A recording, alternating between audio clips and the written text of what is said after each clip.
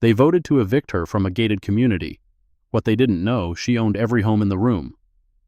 This is your final opportunity to leave voluntarily. The words hang in the fluorescent light of the community room. 14 residents line the walls. A woman sits alone at the far end of the conference table, back straight, hands resting on her thighs. She does not move. The HOA president slams her palm against the oak surface. "Did you hear me? I said this is your last chance." Still nothing. No flinch. No response. What the president does not know, what no one in this room knows, is that the woman she is threatening to evict owns every unit, every wall, every inch of common ground they are standing on, including the chair the president is gripping for support. The woman reaches into her bag, pulls out a thick folder, sets it on the table, and waits. 3 weeks earlier, a Honda Accord pulled through the gates of Coventry Pines at 7:15 a.m. The guard booth sat at the entrance like a sentry post, white stucco, tinted windows, a single camera mounted above the door. The barrier arm stayed down. "ID, please." Simone Whitfield handed over her driver's license through the window. The guard, name tag reading Walt Braddock, studied it longer than necessary. He looked at the photo, looked at her, looked at the photo again. "Unit 7, you said?" "Yes." He picked up the phone. Dialed. Waited. Spoke in a low voice she could not quite hear. Hung up. Dialed again. Another conversation, this one shorter. The barrier arm lifted. "Go ahead." No welcome, no directions, just the arm rising like a reluctant concession. Simone drove through. Coventry Pines spread out before her, 52 townhomes arranged in neat clusters, each unit identical in its beige siding and black shutters.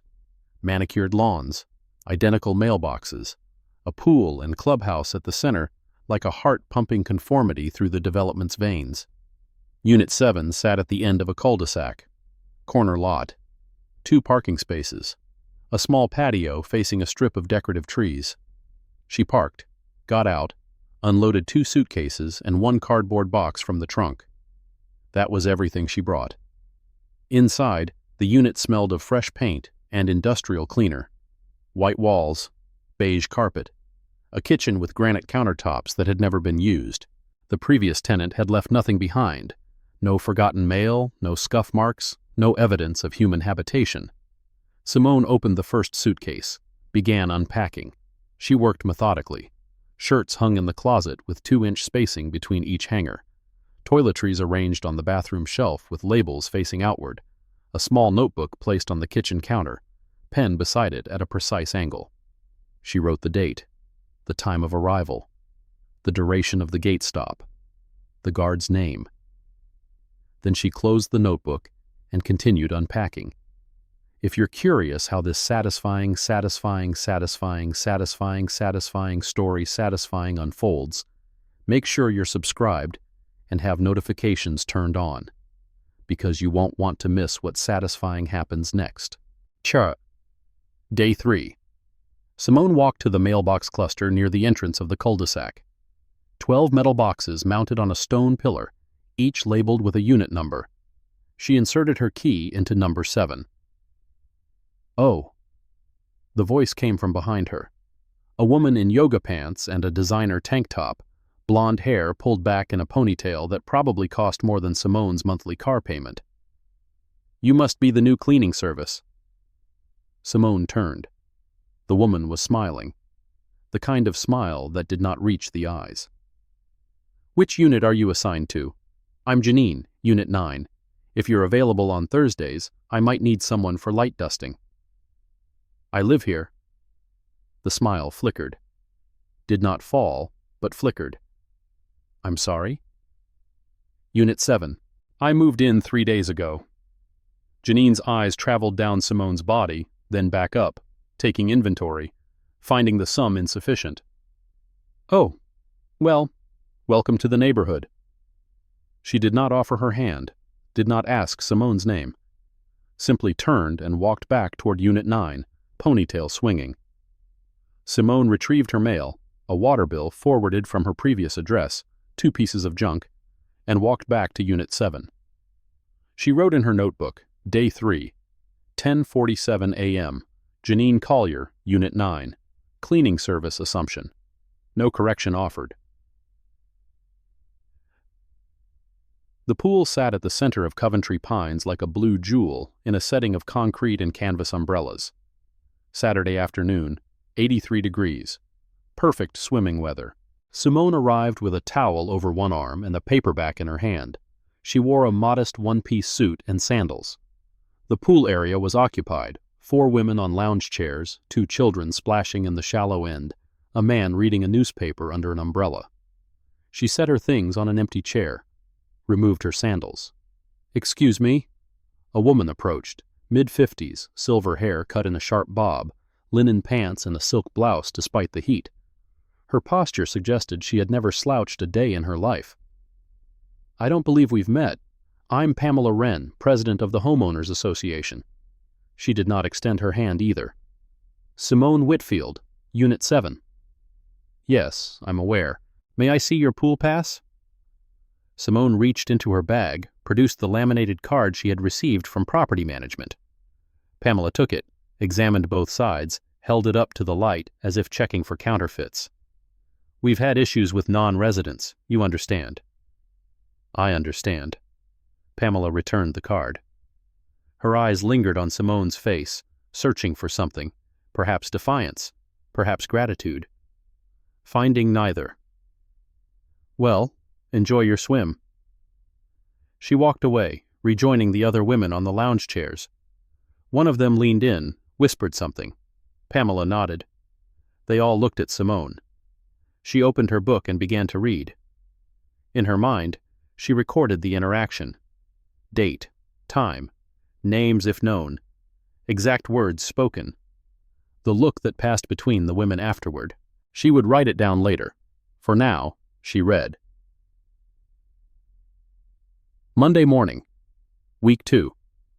Simone had a 9 a.m. call with a client, remote financial consulting work she had been doing for 3 years. She opened her laptop at the kitchen table, checked her notes, prepared the quarterly projections she needed to present. 8:55. She poured a glass of water, straightened her blouse. 8:57. The sound started. A lawnmower. Not the distant hum of landscaping somewhere in the development, but the aggressive roar of a commercial-grade engine directly outside her window, close enough to vibrate the glass. She looked out. A man in a sweat-stained t-shirt was pushing a riding mower across the strip of grass beside her patio. Back and forth, and each pass brought him closer to her unit. The noise was deafening.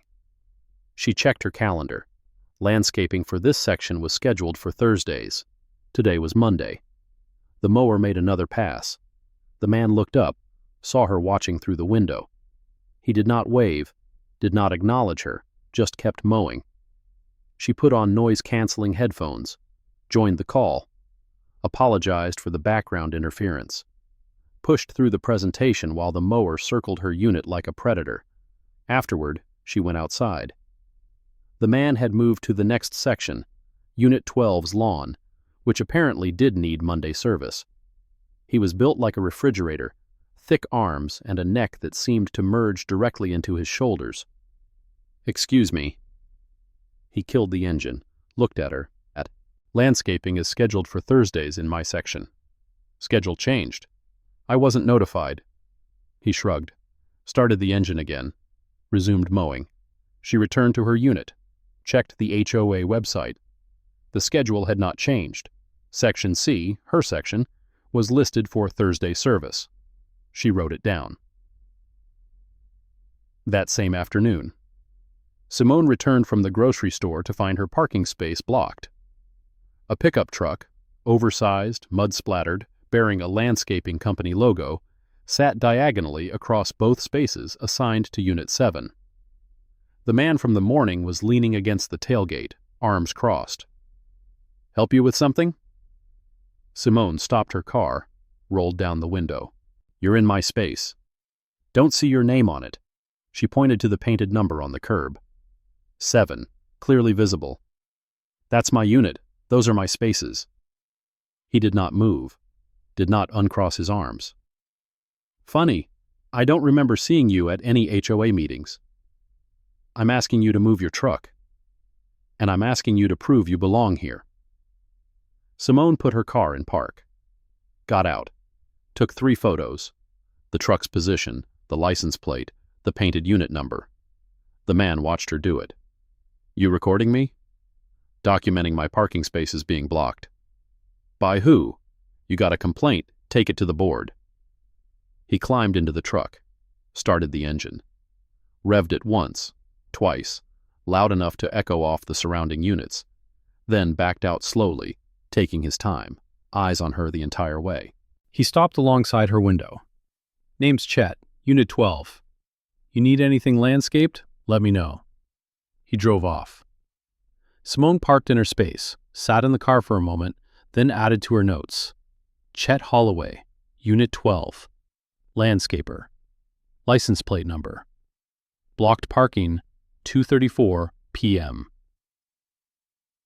The envelope arrived on day 15. White.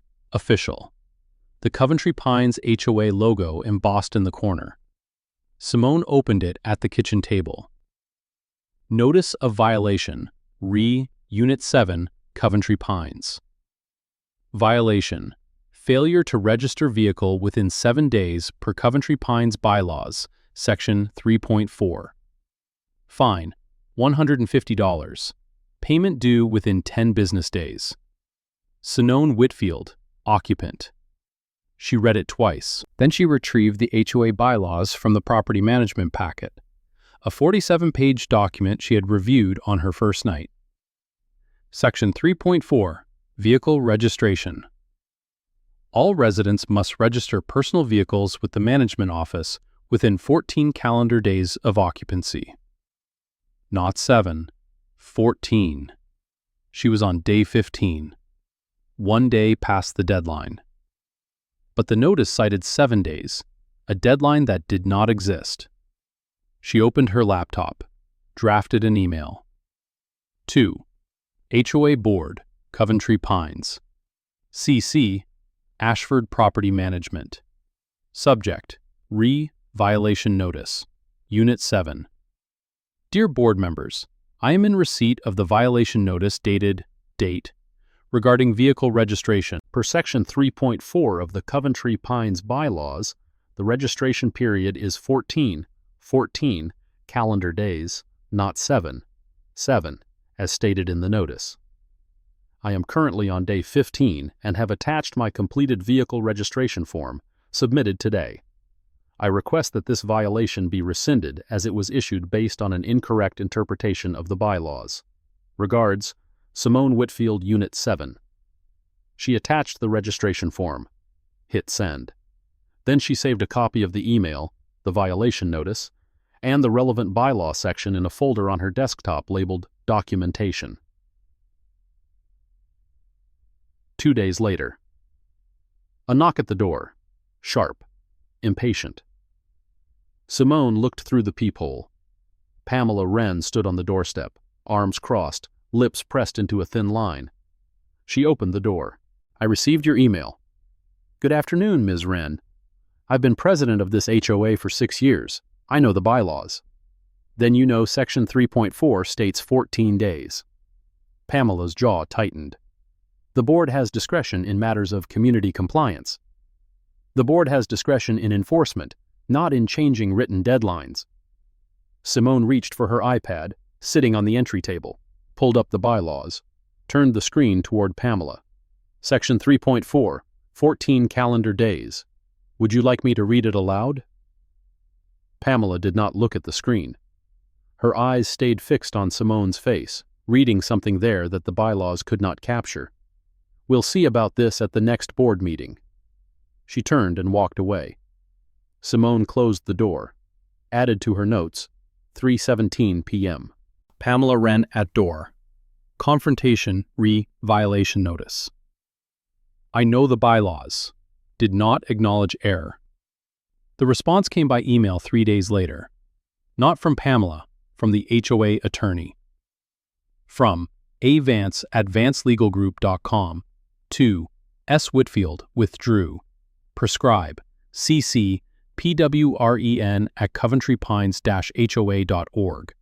Board at coventrypines-hoa.org. Date.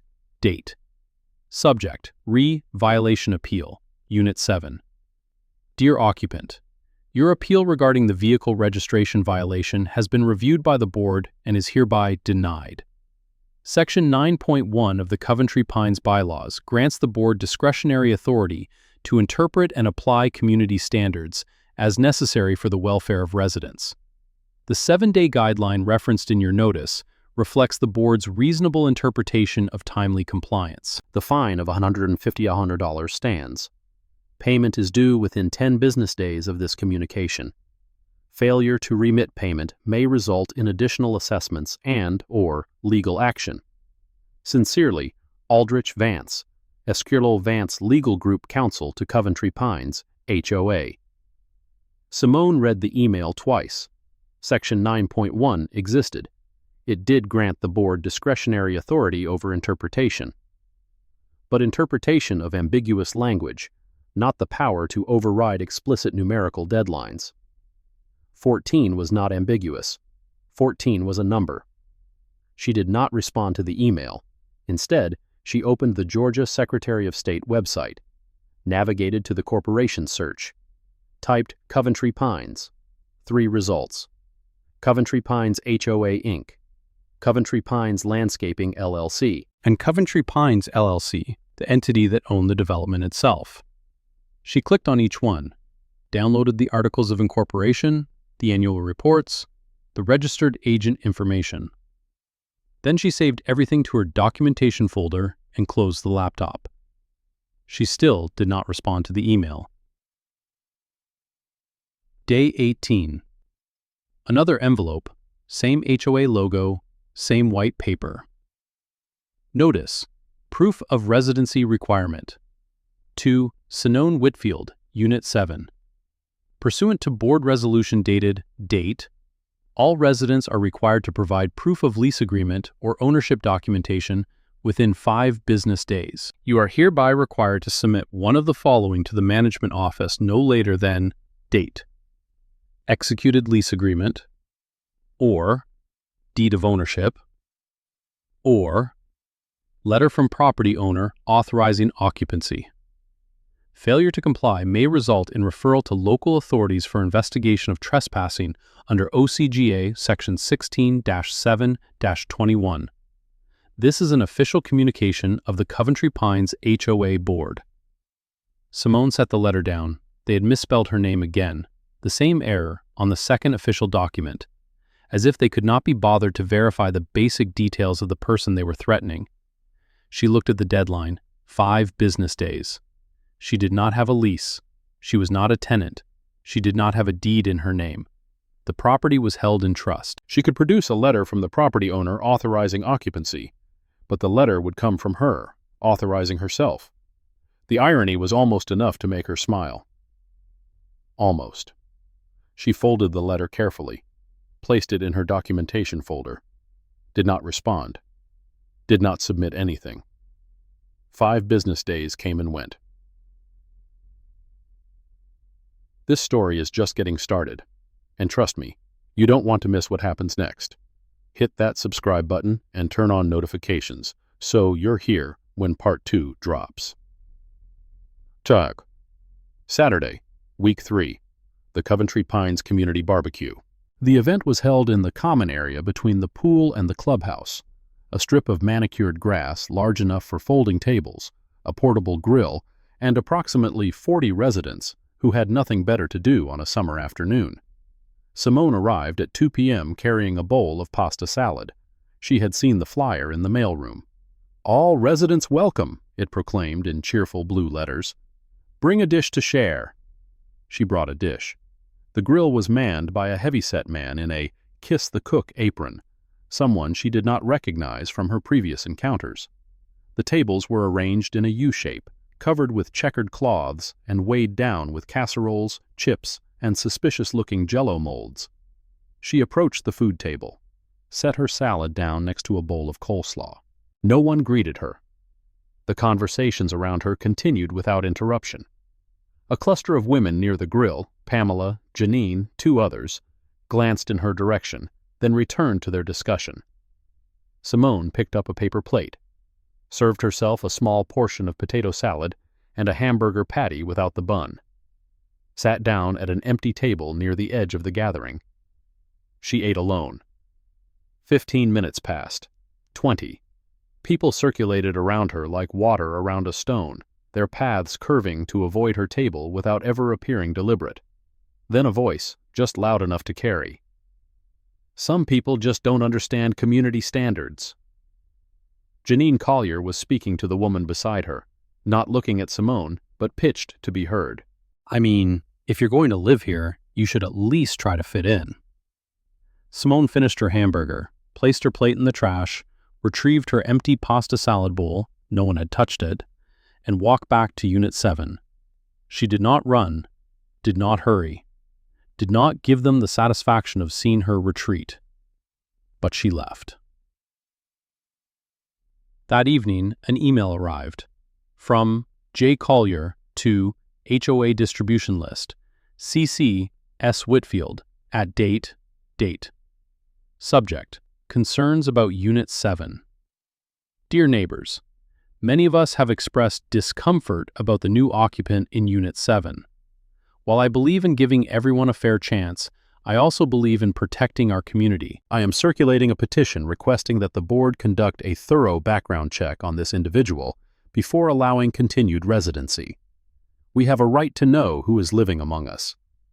If you share these concerns, please reply to this email or sign the attached form. Together, we can maintain the character of Coventry Pines. Sincerely, Janine Collier. Unit 9. Simone had been CC'd. Whether by accident or design, she could not say. Perhaps Janine wanted her to see it. Perhaps it was a mistake born of the same carelessness that misspelled her name twice. Either way, she screenshot the email, saved it to documentation, added a note. Petition for background check. CC'd to subject. Character of Coventry Pines. Then she closed her laptop and went to bed. Tuesday, 9 a.m. Another client call. Simone prepared her presentation, opened Zoom, checked her lighting. The call was scheduled to begin in 5 minutes. At 8:58, the sound started. Not a lawnmower this time, a leaf blower, commercial grade. The kind used for clearing parking lots, not residential lawns. She looked out the window. Chet Holloway was standing on her patio, aiming the blower at a pile of leaves that had not existed 20 minutes ago.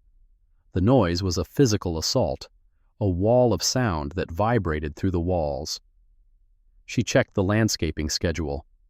Tuesday was not a service day for any section. She put on her headphones, started the call, apologized for the noise, struggled through a 30-minute presentation while Chet circled her unit with the methodical patience of a siege. When the call ended, she went outside. He was already loading the blower into his truck. Landscaping isn't scheduled for Tuesdays. He looked at her, smiled. Special request. Someone complained about leaf accumulation. There were no leaves. There are now. He climbed into his truck and drove away. Simone stood on her patio, looked at the ground. A thin scattering of leaves, oak leaves, from a tree that did not exist anywhere near her unit, lay in a rough circle around her door. Imported, deliberately placed, then cleaned up at maximum volume during her work hours. She took a photo, added it to documentation. Ooh. The noise complaint arrived the next day. Noise complaint. Unit 7. Complainant, J. Collier, Unit 9. Date time. Date, 11:47 p.m. Nature of complaint. Loud music, excessive bass disturbance. Violation, quiet hours per Coventry Pines bylaws, Section 5.2. Fine, $75. Simone looked at the timestamp, 11:47 p.m., the previous night. She had been asleep by 10, had not played music, had not watched television, had not made any sound at all. She opened her phone. Screen time. The data was clear. Last activity at 9:58 p.m. when she had set her alarm for the following morning. She screenshot the data, saved it. Then she drafted an email. 2. board@coventrypines-hoa.org. CC management@ashfordproperty.com. Subject: Dispute. Noise complaint, Unit 7. Dear Board, I'm disputing the noise complaint filed against Unit 7 for the night of date. I was asleep by 10 p.m. and generated no noise of any kind. Attached is my phone's screen time data showing last activity at 9:58 p.m. I request that this complaint be investigated and the fine rescinded. Simone Whitfield, Unit 7. She hit send. Received no response. The attorney's email arrived 2 days later. From a.vance@vancelegalgroup.com. To S. Whitfield adhere.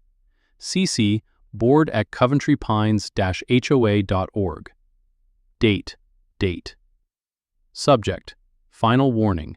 Unit 7. Ms. Whitfield, your continued non-compliance with community standards constitutes grounds for formal legal action. The board has authorized me to pursue eviction proceedings under Georgia Landlord-Tenant Law, OCGA, Yever 44-750, and to report suspected trespassing to the Forsyth County Sheriff's Office if you are unable to provide proof of lawful occupancy. This is your final warning. You have five business days to either 1. Vacate the premises voluntarily, or 2. Provide documentation proving your right to occupy Unit 7. Failure to comply will result in immediate legal action. Aldrich Vance, Escriminal Counsel to Coventry Pines. HOA. Simone read the email carefully. OCGA, search 444750. Georgia's landlord-tenant eviction statute. She was familiar with it. Familiar enough to know that it required a landlord to have a lease agreement with the tenant before initiating eviction proceedings. She did not have a lease, because she was not a tenant. The threat was hollow. Vance either knew it was hollow and was bluffing, or he had not bothered to research the basic legal requirements of the action he was threatening. Either way, she did not respond. The knock came 3 days later, 2 p.m., a Tuesday. Simone looked through the peephole. 2 men in uniform, brown shirts, tan pants, gold badges, Forsyth County Sheriff's Office. She opened the door. Ma'am, we received a complaint about a possible trespasser at this address. The deputy who spoke was tall, white, mid-40s. His name tag read Mercer. His partner, younger, silent, stood 2 steps behind. Can I see some ID? She retrieved her driver's license from the entry table, handed it over. Mercer studied it, looked at her, looked at the license again. This address isn't on your ID. I moved recently. Georgia law allows 60 days to update. He did not acknowledge the correction. Instead, he keyed his radio. Dispatch, 1028 on a Georgia license, last name Whitfield, first name Simone. Static. Then, 10-4, no wants, no warrants. Mercer handed back the license. Do you have documentation proving you live here? I have my resident pool pass, my mailbox key, my gate access code. What about a lease? I don't have a lease. His eyes narrowed. You don't have a lease, and your address isn't on your ID. Ma'am, how do I know you're supposed to be here? How do you know anyone is supposed to be here? He did not answer. Instead, he looked past her, into the unit, taking inventory, finding nothing out of place. I'd suggest you get that documentation sorted out. We will be back. He turned. His partner followed. They got into the patrol car parked at the curb and drove away. Simone wrote down the time, the date, the badge number she had glimpsed on his chest. 44110. The name, Mercer. Then she closed the door and returned to her documentation. 3 days later. Same time. Same knock. She opened the door. Deputy Mercer, his partner, and this time a third officer, a woman, older, with sergeant stripes. "Ms. Whitfield, we need you to step outside." "Am I being detained?" Mercer's jaw tightened. "We're conducting an investigation." "An investigation into what?" "Possible trespassing. Now step outside, please." She did not move from the doorway. "Under what statute? Do you have a warrant?" The sergeant spoke for the first time. "Ma'am, we're asking for your cooperation. If you're not hiding anything, this should be simple." "I'm not hiding anything. I'm asking whether I'm legally required to leave my home." Silence. The 3 officers exchanged glances. "We can get a warrant if we need to." "Then I suggest you do that." She did not close the door, did not step forward, simply stood in the threshold, hands visible, posture neutral. The standoff lasted 4 minutes, 5, 6. Finally, the sergeant exhaled. "We'll be in touch." They left. Simone watched them go. Then she added to her notes. "Deputy Mercer, 4417, second visit. 2:07 p.m. Requested I step outside. No warrant, no probable cause stated. Sergeant present, name unknown." She would file an open records request tomorrow. Monday morning, week 3. Simone had an 8 a.m. meeting downtown. A new client, potential contract, important enough to require her physical presence. She put on a blazer, gathered her briefcase, walked to her car. Chet Holloway's truck was parked across both of her spaces. He was leaning against the tailgate, arms crossed, watching her approach. "Going somewhere? Please move your vehicle." "Make me." She stopped, 5 feet away, close enough to see the smirk on his face, far enough to stay out of reach. "I have a meeting. You're blocking my car." "Prove it." "Prove what?" "That this is your car, that this is your space, that you're supposed to be here at all." He pushed off from the truck, took a step forward. "See, the way I figure it, you're not a real resident. You're some kind of squatter, maybe, or a scammer. Either way, you don't belong here." Simone did not step back. "Move your truck, Mr. Holloway." "Or what?" She took out her phone, dialed. 911, what is your emergency?" "No emergency. I'd like to report a vehicle blocking my access to my residence at Coventry Pines, Unit 7. The driver is present and refusing to move." Chet's expression shifted, just slightly. "They're sending someone? For a parking dispute?" She held the phone to her ear, still listening to the dispatcher. "Yes, I'll hold. Thank you." He stared at her. She stared back. Then he walked to his truck, climbed in, started the engine. "This isn't over." He backed out slowly, deliberately, making her wait. Then he drove away. The dispatcher came back on the line. "Ma'am, is the vehicle still blocking you?" "No, it's been moved. Thank you for your assistance." She hung up, got in her car, drove to her meeting, but she added the incident to her notes. Date, time, exact words spoken, license plate again, the threat, "This isn't over." That evening, she came home to find the window cracked, not shattered, cracked. A single line running diagonally across the kitchen window, as if someone had pressed something hard against the glass. Hard enough to damage, not hard enough to break through. She photographed it, checked her Ring doorbell footage. 11:23 p.m., the previous night. A figure approached her unit from the side. Dark clothing, hood up. They stopped at the window. Leaned in, did something with their hands. The angle made it impossible to see exactly what. Then they walked away. The figure was not identifiable by face, but the build was familiar, the height, the gait. Janine Collier was 5'6", slender, with a distinctive way of walking that favored her right leg. The figure in the video matched. Simone saved the footage. Did not send it to anyone. Not yet. The next morning, another envelope. Notice of property damage. Unit 7. A resident has reported observing you, the occupant of Unit 7, damaging community property, exterior window frame. You are responsible for repair costs, $340, and face possible assessment under Section 8.3. She was being accused of damaging her own window. She added the notice to her documentation. The photograph of the damage. The ring footage with timestamp. The previous incidents in chronological order. A pattern was emerging. Not random harassment, coordinated, systematic.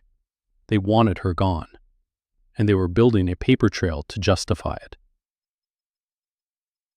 The open records request took 2 weeks to process. She had filed it under the Georgia Open Records Act, OCGA, Section 50-18-70, requesting all dispatch logs, incident reports, and bodycam footage related to Unit 7, Coventry Pines, for the past 30 days.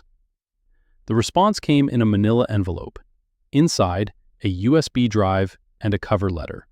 Forsyth County Sheriff's Office, Open Records Division. Request number OR-2024-XXXX. Dear Ms. Whitfield, enclosed, please find responsive documents to your open records request, dated date. Materials include incident reports, 2, dispatch logs, 3, bodycam footage, Deputy B. Mercer, badge number 447, 1 file, 47 minutes. Certain portions have been redacted pursuant to OCGA Sever 5Q1872. She plugged in the USB drive, opened the bodycam file.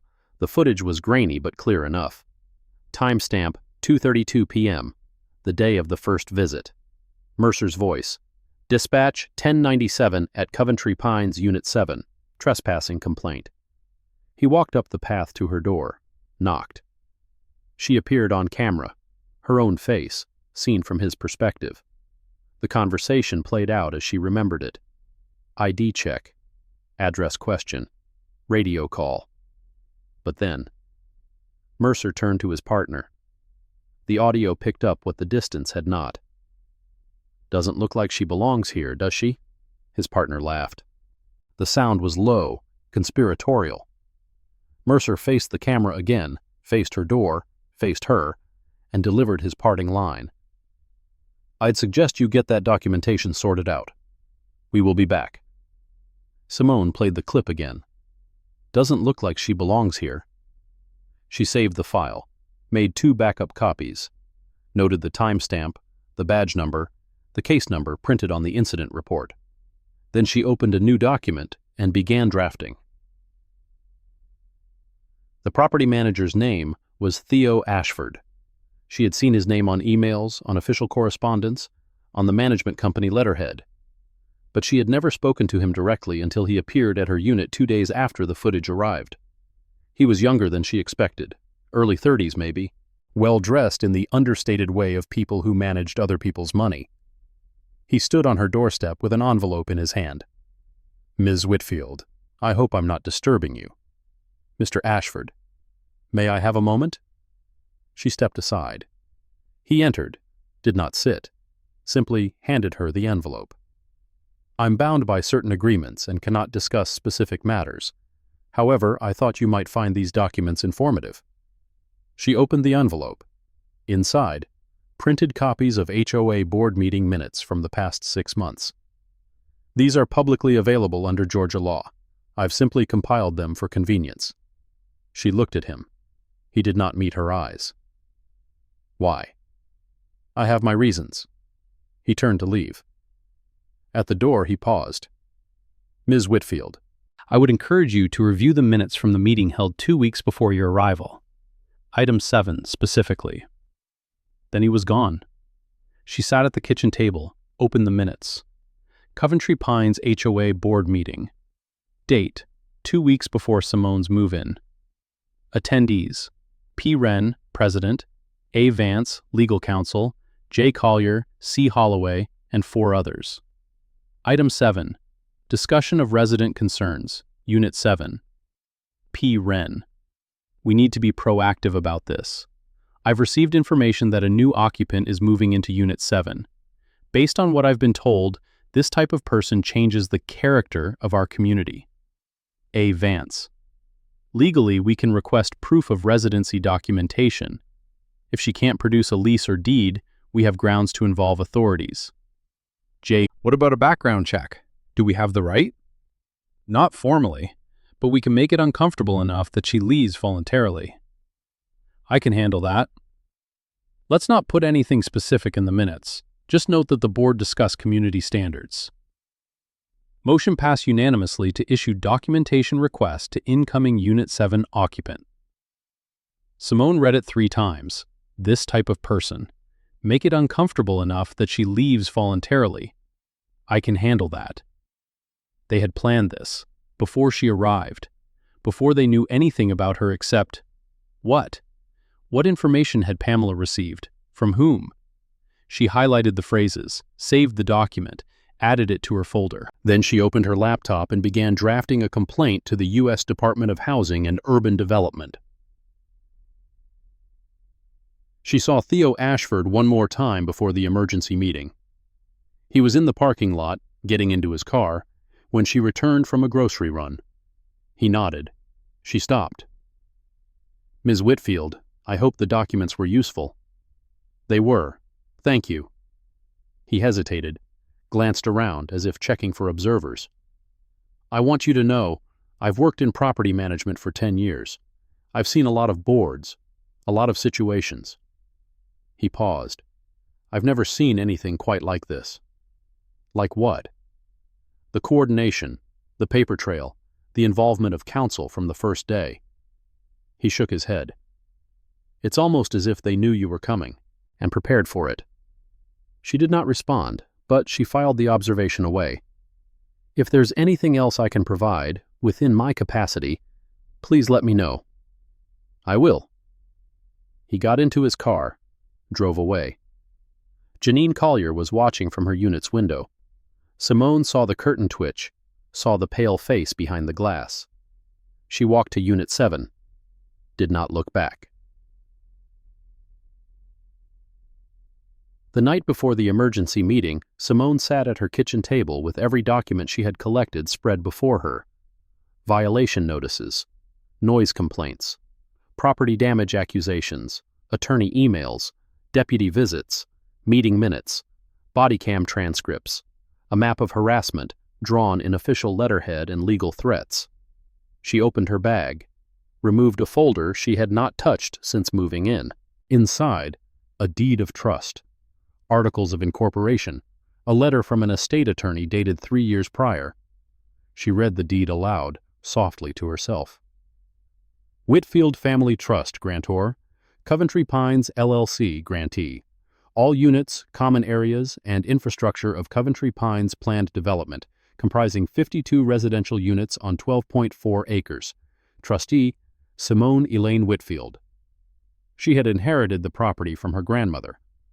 A woman who had grown up in rural Georgia, worked as a maid for 30 years, saved every penny, invested wisely, and died owning more real estate than most of the people she had cleaned for. The trust had purchased Coventry Pines 3 years ago. Simone had kept her ownership anonymous, operating through the management company, never visiting the property. Until now. She had moved in because she wanted to see what she owned, wanted to live, for a little while, in the place her grandmother's money had built. She had not expected this, but she had documented everything, and tomorrow she would use it. The emergency board meeting is tomorrow night. 14 residents will try to vote her out of her own property, and Simone Whitfield will finally reveal what she's been carrying in that folder. Make sure you're subscribed, because Part 2 drops soon, and you will not want to miss what happens when the truth comes out.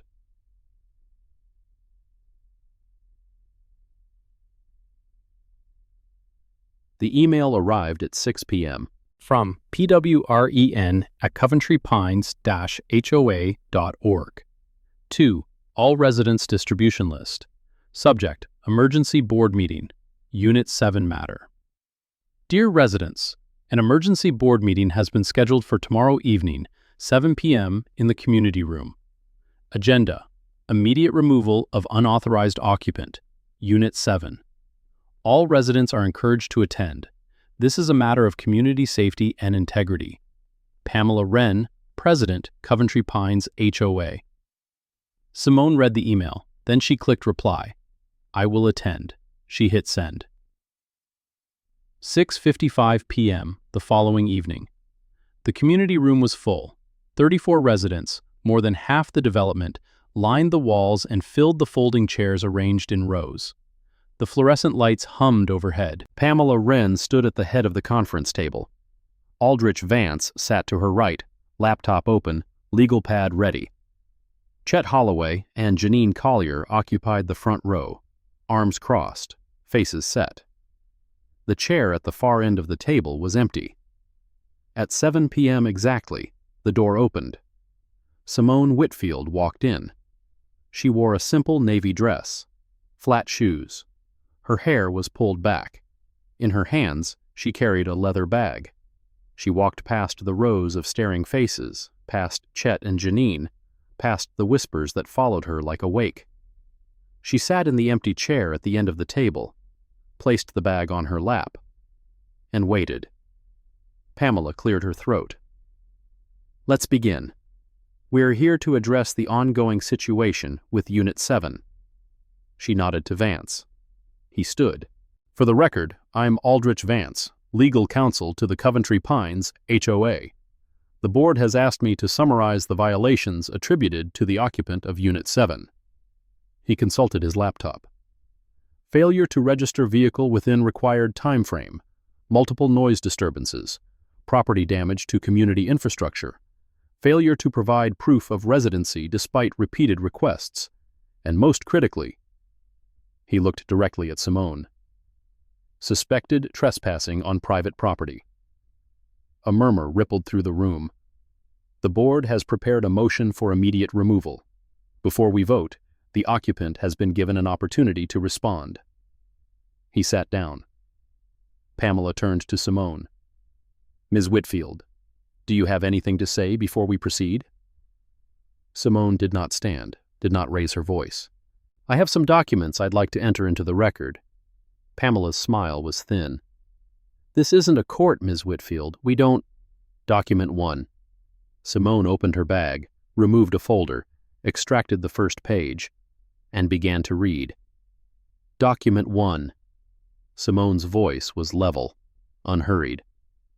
She held the paper in front of her, angled so the light caught the embossed seal at the top. Deed of Trust. Recorded with the Forsyth County Clerk of Superior Court. Book 7842, page 221. Dated 3 years prior to today. She paused. Let the silence stretch. Grantor. Whitfield Family Trust. Pamela Wren's hand, resting on the table, twitched. Grantee. Coventry Pines, LLC. Aldrich Vance stopped typing. Property description. All units, common areas, and infrastructure of Coventry Pines planned development, comprising 52 residential units on 12.4 acres, located in Forsyth County, Georgia. She looked up, met Pamela's eyes. Trustee and sole beneficiary, Simone Elaine Whitfield. The room went silent, not the uncomfortable silence of a pause, but the absolute stillness of 34 people holding their breath. Janine Collier spoke first. What does that mean? She looked around the room, seeking explanation, finding none. Aldrich Vance's voice was tight when he answered. It means, if this document is authentic, Ms. Whitfield's trust owns Coventry Pines. Owns what? Her unit? All of it. He swallowed. The entire development. Chet Holloway stood up. His chair scraped against the floor like a scream. That's a lie. She's making it up. Simone did not look at him. She reached into her folder again. Document 2. She held up another page. This one bore the seal of the Georgia Secretary of State. Articles of Organization, Coventry Pines, LLC, filed with the Corporations Division, State of Georgia. Formation date, 3 years ago. Registered agent, Whitfield Family Trust. Sole member, Whitfield Family Trust. She placed the document on the table, slid it toward the center where everyone could see. The trust purchased this development through the LLC structure. I am the sole trustee. I have been since my grandmother passed away 4 years ago. She looked at Pamela, then at Vance, then at the rows of faces staring at her with expressions ranging from shock to disbelief to the first stirrings of fear. I own every unit in this room, including yours, Ms. Wren, including yours, Mr. Holloway, including the chair you're sitting in and the ground beneath your feet. Pamela's face had gone white. Her grip on the table edge looked like the only thing keeping her upright. This can't be. Document 3. Simone was not finished. She pulled out another sheet. This one was a contract, pages stapled together, signatures visible at the bottom. Legal services agreement between Coventry Pines HOA and Vance Legal Group. Effective date, 18 months ago. Annual retainer fee, $4,200. Signatory, Pamela Wren, President. She flipped to the second page. I'd like to direct attention to a note in the margin here. Per HOA Bylaws, Section 11.2, all contracts exceeding $2,000 require approval from the property owner or designated representative. She looked at Vance. I never approved this contract, Mr. Vance. I was never consulted. I was never informed. She let the words land. Which means your engagement with this HOA may be unauthorized, and the fees you've collected may need to be returned. Vance closed his laptop. His face had taken on a grayish pallor. I need to verify these documents with... You're welcome to verify. The deed is recorded with the county. The articles are public record with the Secretary of State. The retainer agreement is in your own files. She placed the contract on the table beside the other documents. But I'm not finished. Sure. This satisfying story, satisfying is about to satisfying, get satisfying, even satisfying better. If you're not subscribed yet, now is the time. Satisfying because satisfying you won't want to miss a satisfying single, satisfying moment of what satisfying comes next. Document 4. Simone's voice had not risen, had not wavered.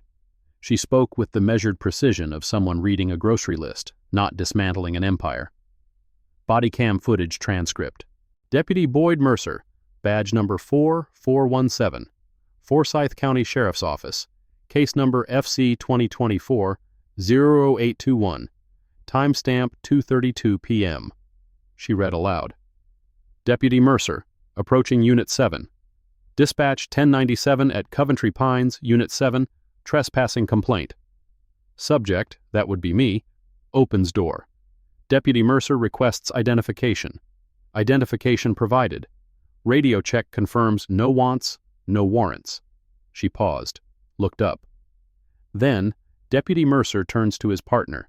The audio is quiet but enhanced. His exact words, "Doesn't look like she belongs here, does she?" A gasp from somewhere in the back of the room. His partner laughs. Deputy Mercer then faces me and says, "I'd suggest you get that documentation sorted out. We will be back." She set the transcript down. Document 5.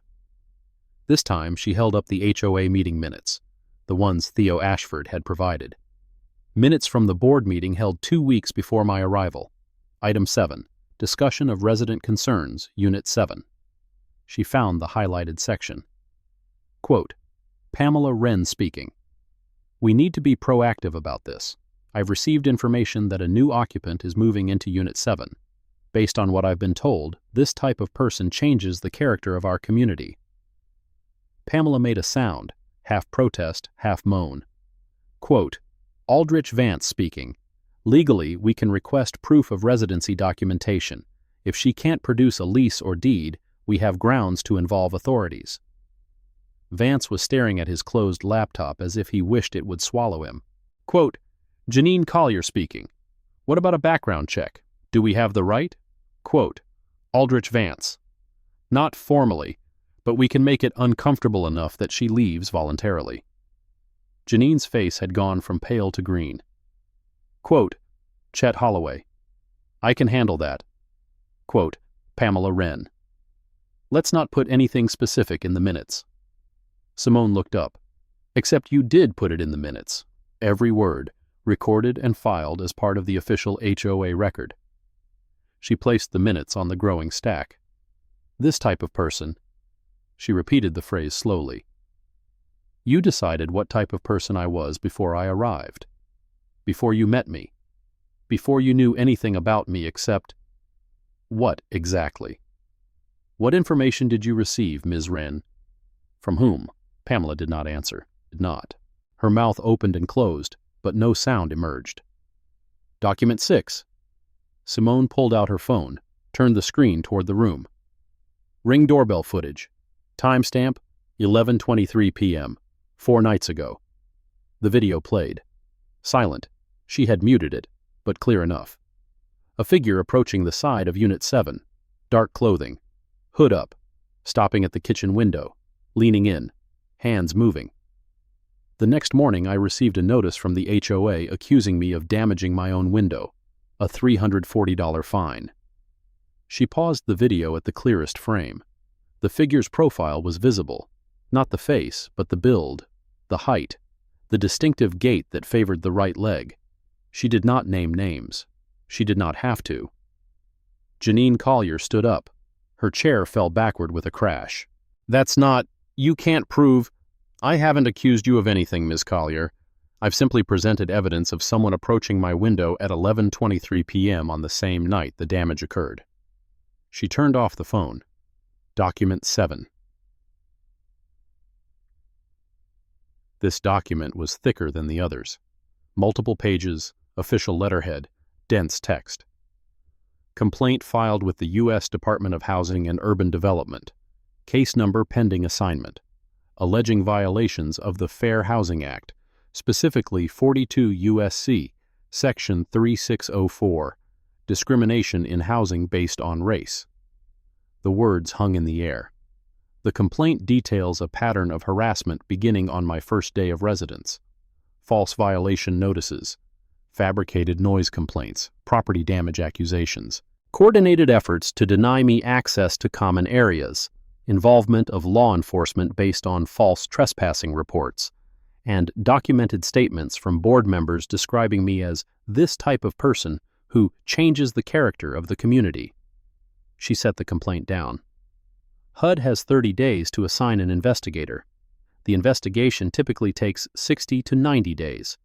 If they find reasonable cause to believe discrimination occurred, the case proceeds to an administrative hearing or federal court. She looked at Pamela.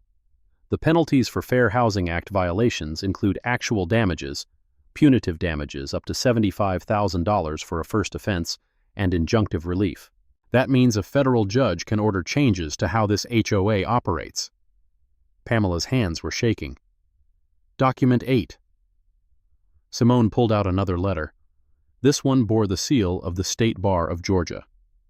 Complaint filed with the State Bar regarding the conduct of Aldrich Vance, bar number redacted for privacy.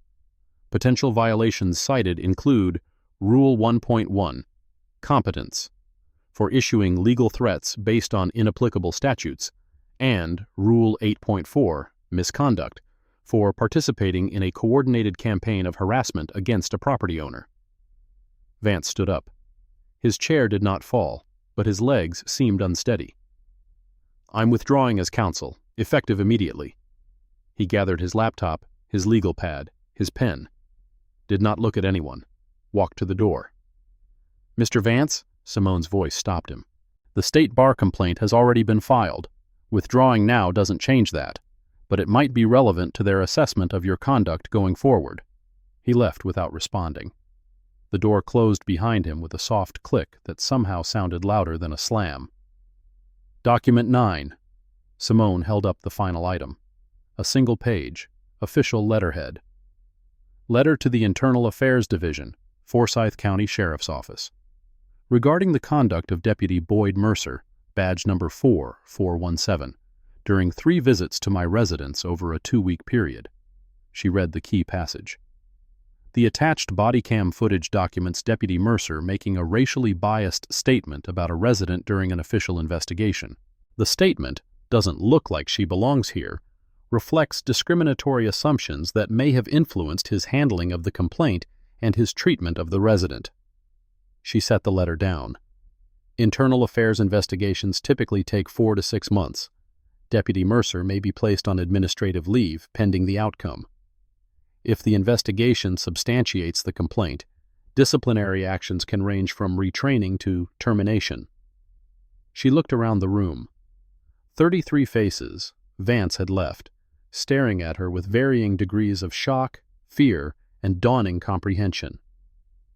"I have one more thing to say." Simone stood. For the first time since entering the room, she rose to her full height, 5'7", but in that moment she seemed taller. "I moved into Unit 7 because I wanted to see the property my grandmother's trust owns. I wanted to live here, at least for a while, in a place her sacrifices built." Her voice remained steady. "My grandmother worked as a maid for 30 years. She cleaned houses for people who never learned her name. She saved every dollar, invested wisely.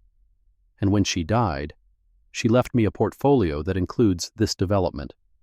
She looked at Pamela. "She never got to live in a place like this. She spent her life making places like this comfortable for other people. So I moved in. For her." Her gaze swept the room. "I didn't tell anyone who I was because I wanted to see how I would be treated. Just me. No title, no authority. Just a black woman moving into a gated community." She let the silence hold. "Now I know."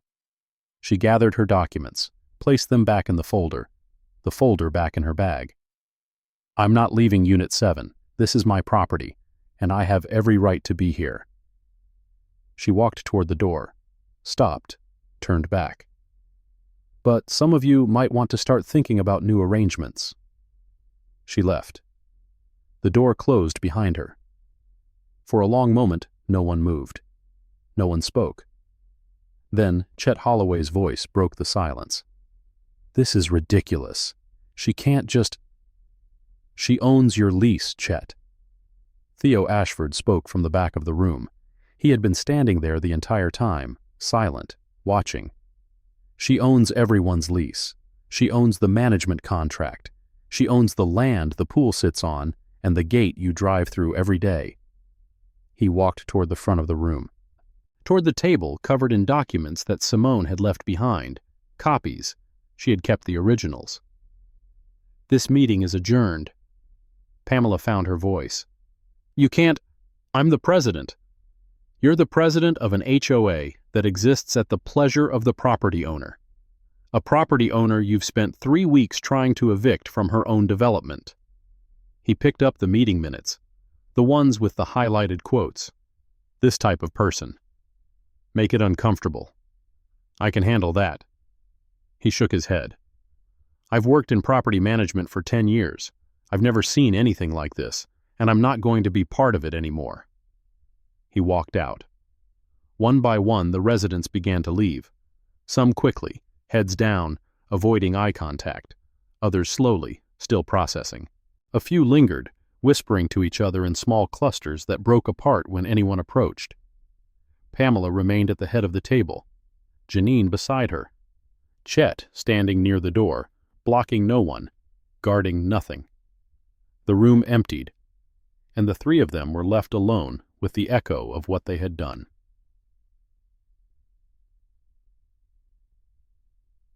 The aftermath did not happen overnight. Justice, Simone had learned, was not a lightning bolt. It was erosion, slow, steady grinding stone to sand over months and years. The satisfaction was not in the thunderclap, but in the gradual wearing away of walls that had seemed permanent. The first change came within 48 hours. 2 days after the meeting, an email arrived from Ashford Property Management. To all residents, Coventry Pines. From management@ashfordproperty.com. Subject: Notice of Board Resignation. Dear residents, Effective immediately, the following members of the Coventry Pines HOA Board of Directors have submitted their resignations: Pamela Wren, President; Vice President; Treasurer; Secretary. Per Bylaws Section 12.1, the property owner has been notified and will oversee the election of a new board within 60 days. Additionally, all violation notices issued to Unit 7 prior to have been reviewed and rescinded. Questions regarding this transition may be directed to the management office. Simone read the email twice, saved it to her documentation folder. Resigned. Not removed. Not held accountable. Simply resigned, as if leaving a volunteer position that had become inconvenient. Pamela Wren was no longer president, but she still lived in Unit 3, still walked the same paths, still existed within the community she had tried to purify. That was the nature of these things. The people rarely disappeared. They simply lost their titles and continued living next door. The satisfying, dominoes, satisfying are satisfying, starting to satisfying fall, but satisfying this satisfying story, satisfying is far from over. Keep watching to see satisfying who, satisfying faces, satisfying consequences, satisfying and who escapes satisfying them. The response from the Forsyth County Sheriff's Office arrived 1 week later. Internal Affairs Division, Forsyth County Sheriff's Office, complaint against Deputy Boyd Mercer, badge number 44117. Dear Ms. Whitfield, this letter confirms that your complaint has been received and assigned for investigation. Case number IA 2024 XXX. Deputy Mercer has been placed on administrative leave pending the outcome of this review. This is standard procedure and does not constitute a finding of misconduct. Please be advised that internal affairs investigations are confidential personnel matters. You will be notified of the general outcome upon completion, but specific disciplinary actions, if any, cannot be disclosed. We anticipate the investigation will take approximately 4 to 6 months. Administrative leave, not termination, not even a formal reprimand, yet. Simone understood the process. She had researched it extensively. Administrative leave was a holding pattern, a way to remove an officer from active duty without making any determination of guilt. Mercer would continue to receive his salary. His benefits would remain intact. And in 4 to 6 months, the investigation would conclude with one of several possible outcomes: unfounded, exonerated, not sustained, or sustained. Even if sustained, even if they found his conduct violated department policy, the punishment might be nothing more than retraining, a note in his file, a brief interruption in his career. That was how the system protected itself. Slowly, reluctantly, with escape hatches built into every corridor. But he was off the street, for now, and his body cam footage was part of the official record. The State Bar response came 2 weeks after that. Office of the General Counsel, State Bar of Georgia. Complaint against Aldrich Vance. Bar hashtag XXXXX. Dear Ms. Whitfield, the Office of General Counsel has opened a preliminary inquiry into the allegations contained in your complaint dated date. Mr. Vance has been notified and provided 30 days to submit a written response. Following receipt of his response, the matter will be reviewed to determine whether formal charges are warranted. Please note that this preliminary inquiry is confidential. The Bar does not disclose information about pending investigations. You will be notified of the final disposition. Potential outcomes include dismissal, private reprimand, public reprimand, suspension, or disbarment. A preliminary inquiry, not charges, not discipline, just questions. Vance would hire a lawyer. Ironic, but inevitable. He would craft a response that minimized his involvement, emphasized his reliance on information provided by the board, suggested that he was merely doing his job as legal counsel. And maybe he would succeed. Maybe the Bar would decide that his conduct, while questionable, did not rise to the level of professional misconduct. Maybe he would receive a private reprimand that no one would ever see, a slap on the wrist delivered behind closed doors. Or maybe they would look at the meeting minutes, the emails threatening eviction under inapplicable statutes, the coordinated campaign to harass a property owner off her own land. Maybe they would see a pattern.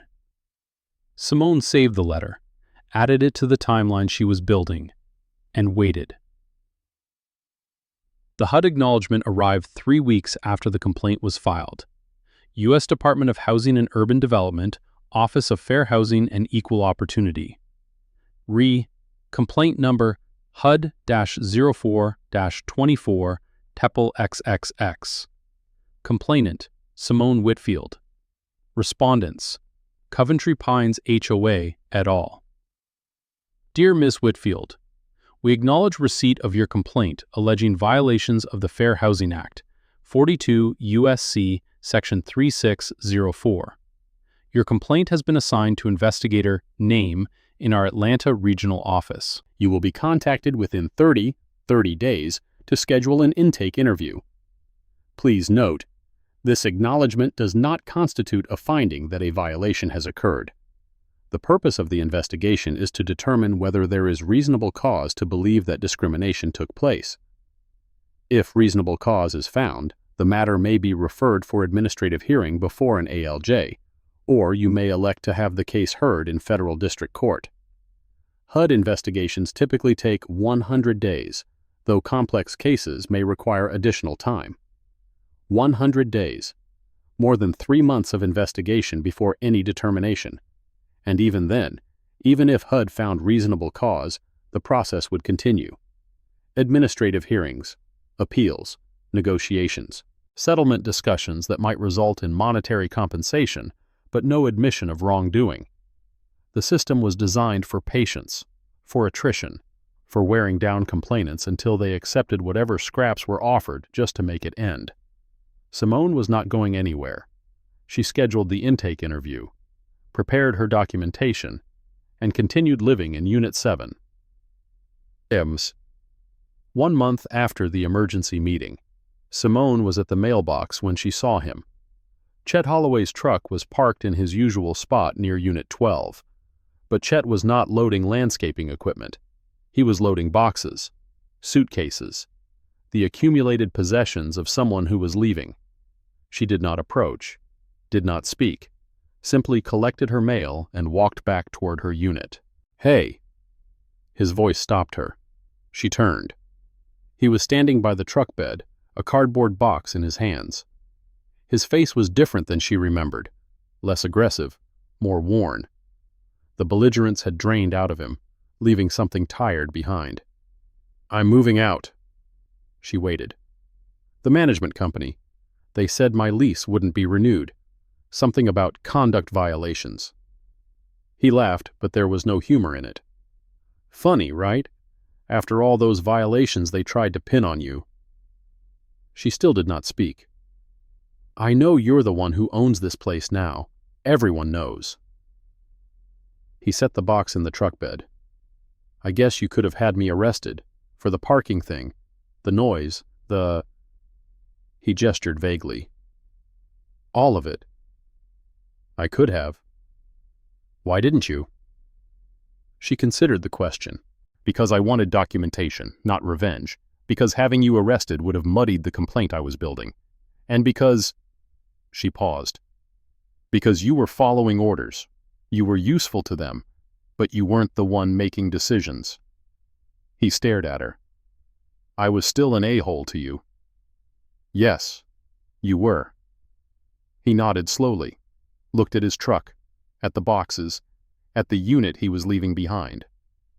"For what it's worth, and I know it's not worth much, I'm sorry."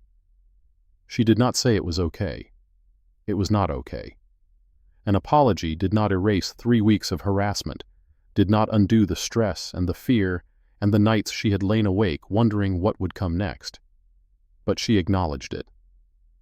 "I heard you." He got in his truck, started the engine, pulled out of the parking space he had blocked her from so many times. She watched him go, one down, but not through accountability, through inconvenience. He was leaving because staying had become uncomfortable, not because he had faced any real consequence. That was usually how it went. Janine Collier did not leave. She remained in Unit 9, visible through windows that no longer twitched with surveillance. She walked to her mailbox, drove to her errands, existed in the community as if nothing had happened. Simone passed her occasionally, in the parking lot, near the pool, at the mailbox cluster. Janine never met her eyes, never spoke, simply moved through space as if Simone were invisible, not with the aggressive dismissal of before, but with the desperate avoidance of someone hoping to be forgotten. The ring footage had not been enough for criminal charges. Simone had submitted it to the sheriff's office along with the damage report, but the response had been predictable. After review of the submitted footage, we have determined that the video quality is insufficient to identify the individual beyond reasonable doubt. The case has been administratively closed. You may pursue civil remedies if desired. Civil remedies: a lawsuit, attorneys, discovery, depositions, months or years of litigation to recover $340 in window repair costs. It was not worth it. Not financially, not emotionally. So Janine remained, unpunished in any official sense, living with whatever she told herself about that night, about the figure in dark clothing, about the window that cracked under pressure. Simone replaced the window, paid for it herself, added the receipt to her documentation, and let Janine's silence speak for itself. 2 months after the meeting, the HUD investigation was ongoing. Simone sat in the Atlanta Regional Office across a government-issue desk from investigator Denise Coleman. The room was small, fluorescent lit, decorated with motivational posters about equal opportunity and fair housing. Coleman was reviewing the documentation Simone had provided, a thick folder that had grown considerably since the emergency meeting. "This is comprehensive," Simone nodded. "Most complainants come to us with a general sense of being wronged, feelings, impressions, hard to investigate feelings." Coleman flipped through the pages. "But this, dates, times, exact quotes, screenshots, bodycam transcripts, corporate filings. This is a case. I wanted to make your job easier." Coleman looked up, smiled slightly. "You have. The question now is how the respondents will react." "What do you mean?" "HUD complaints follow a process. We notify the respondents, in this case the HOA board members, the management company, and the individual residents named in specific incidents. They have an opportunity to respond, to provide their version of events." She set down the folder. "In my experience, there are 2 common responses. The first is denial. They claim the incidents didn't happen, or they happened differently, or they had legitimate non-discriminatory reasons for their actions. And the second? Settlement. They see the documentation, realize they can't win, and offer to resolve the matter before we make a formal finding." Simone considered this. What would a settlement look like? Varies. Monetary compensation for damages, emotional distress, out-of-pocket costs, sometimes punitive amounts, policy changes, new training requirements, revised complaint procedures, monitoring. We check in periodically to ensure compliance. And if I don't want to settle? Coleman leaned back. Then we continue the investigation. If we find reasonable cause, we issue a charge of discrimination. The case goes to an administrative law judge, or you can elect federal court. It becomes public record. The respondents face the full weight of a federal civil rights proceeding. She paused. It also takes longer, costs more, for everyone. And there's always risk. Judges are unpredictable. Evidence that seems airtight can be challenged, reframed, undermined. So you're recommending I settle? I'm not recommending anything. I'm explaining your options. Coleman picked up the folder again. What I will say is this. You have strong documentation. Stronger than most cases I see. Whatever you decide, you're in a good position. Simone left the meeting with no decision made. Not yet. She had time. The investigation would continue regardless, and she wanted to see what the respondents would say when confronted with their own words. The responses came through HUD's formal process. Simone was provided copies, redacted in places, but substantially complete. Pamela Wren's response, submitted through her attorney. Ms. Wren denies any discriminatory intent. Her actions as HOA president were motivated solely by legitimate concerns about community standards and compliance with established bylaws. The phrase, "this type of person," referred to concerns about an occupant's failure to provide documentation, not to any protected characteristic. Ms. Wren has resigned from the HOA board and considers the matter closed. Aldrich Vance's response, submitted personally. As legal counsel to the HOA, I provided advice based on information supplied by the board. I had no independent knowledge of the occupant's identity or circumstances. My legal communications were standard enforcement actions taken in good faith. I have withdrawn from representing Coventry Pines HOA and have no further involvement with this matter. Janine Collier's response, also through an attorney. Ms. Collier denies any involvement in the alleged property damage. The video footage submitted by complainant is of insufficient quality to identify any individual. Ms. Collier further denies that her email regarding concerns about Unit 7 was discriminatory in nature. She was simply expressing legitimate safety concerns shared by many residents. Deputy Boyd Mercer was not a party to the HUD complaint. That was a separate matter with internal affairs. But the HOA's collective response referenced the police visits. The HOA board acted appropriately in contacting law enforcement regarding a potential trespassing situation. Deputies conducted their investigation according to standard procedure. Any statements made by individual officers are not attributable to the HOA. Simone read each response carefully, highlighted the key phrases, added them to her documentation. Denial, deflection, diffusion of responsibility. No one was at fault. Everyone was simply following procedures, expressing concerns, acting in good faith. And yet, the pattern remained. The meeting minutes, the bodycam footage, the coordinated campaign.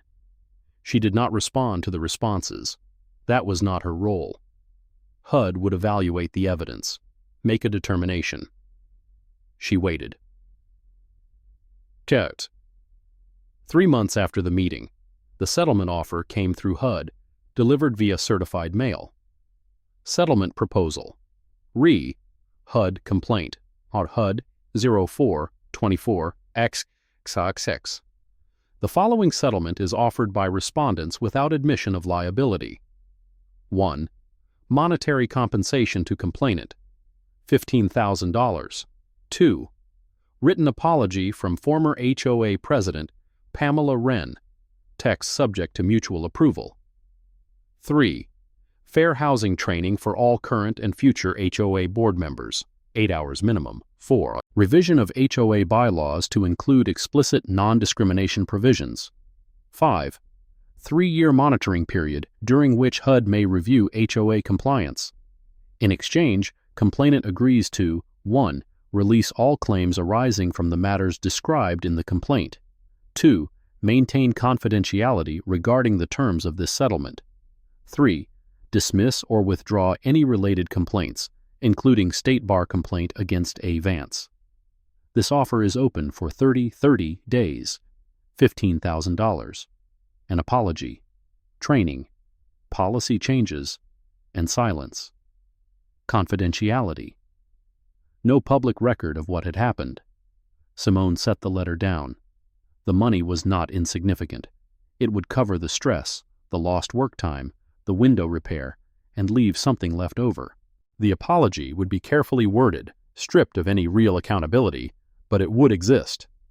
The training and policy changes might prevent future incidents, might make Coventry Pines marginally safer for the next person who didn't look like they belonged. But the silence. They wanted her to sign away her voice, to accept compensation in exchange for pretending this had never happened, to drop the State Bar complaint, letting Vance escape with nothing more than a frightening few months.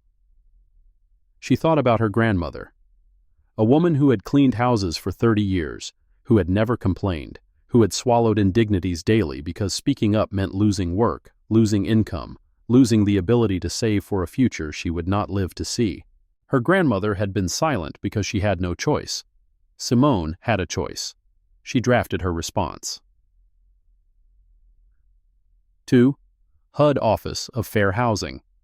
Resettlement Proposal Complaint HUD 0424 XXXX. I appreciate the respondent's offer and have reviewed it carefully. However, I am declining the settlement. My reasons are as follows. 1. The confidentiality requirement would prevent public awareness of the documented discrimination that occurred at Coventry Pines. I believe transparency serves the public interest. 2. Withdrawing the state bar complaint would remove accountability for an attorney who participated in a coordinated harassment campaign. Professional misconduct should be evaluated by the appropriate body. 3. The monetary compensation, while meaningful, does not adequately address the severity of the conduct or provide sufficient deterrent against future violations. I request that HUD continue its investigation and issue a determination of reasonable cause or no cause based on the evidence. If reasonable cause is found, I am prepared to proceed to an administrative hearing or federal court. Simone Whitfield. She mailed the response and waited. This is the moment where everything changes, or doesn't. Stay with me to see how it ends. 4 months after the meeting, the call came from Investigator Coleman. Ms. Whitfield, I wanted to give you advance notice before we issue our formal determination. Simone held the phone tighter. We've completed our investigation. Based on the evidence submitted, including the meeting minutes, the bodycam footage, the documented pattern of false complaints, and the respondent's own statements, we are finding reasonable cause to believe that discrimination occurred. She exhaled, a breath she had not realized she was holding. What happens now? We'll issue a formal charge. The respondents can either accept a consent order, basically a settlement on our terms, not theirs, or the matter proceeds to an administrative hearing before an ALJ. What's in a consent order? Similar to what they offered, but with our requirements. Higher monetary penalty, public filing of the order, no confidentiality provision, mandatory reporting to HUD for 5 years, and the state bar complaint stays active. That's outside our jurisdiction anyway. And if they refuse, then we go to hearing. You testify, they testify. The ALJ reviews the evidence and issues a ruling. If they find for you, the penalties can be higher, but hearings are unpredictable and they take time. Simone considered. I'll wait and see what they decide. Fair enough. You'll receive the formal determination in writing within a week. And Ms. Whitfield? Yes. This was a solid case, one of the strongest I've worked. A pause. I'm glad you didn't take their first offer. The call ended. Simone sat in her kitchen, the same kitchen where she had read every violation notice, every threatening email, every demand to prove her right to exist.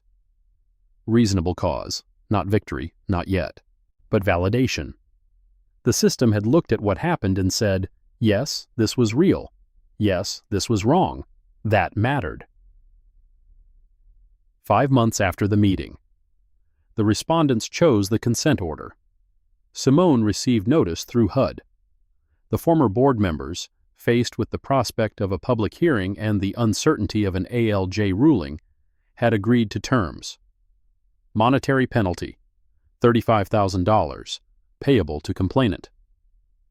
Public filing of consent order with HUD, searchable in federal database. Fair housing training, 12 hours for all named respondents. 5-year monitoring with annual compliance reports. Formal acknowledgement that conduct described in the complaint created a discriminatory housing environment. No admission of personal liability. No individual consequences beyond the training and the permanent record, but public, documented, searchable by anyone who cared to look. Simone signed the acceptance. The state bar matter concluded 2 weeks later. Aldrich Vance received a private reprimand. The letter Simone received explained that the Office of General Counsel had found his conduct inconsistent with professional standards, but not rising to the level requiring public discipline. A private reprimand meant the matter would remain on his internal record, but would not be visible to the public. He could continue practicing law. His reputation, at least officially, remained intact. It was not what she had hoped for, but it was something. He would know. He would carry that knowledge. And if he ever appeared before the bar again, if any future complaint raised questions about his judgment, his ethics, this reprimand would be part of the file. Small consequences. The kind that accumulated over time. 6 months after the meeting, the Internal Affairs investigation into Deputy Mercer concluded. Simone received a form letter.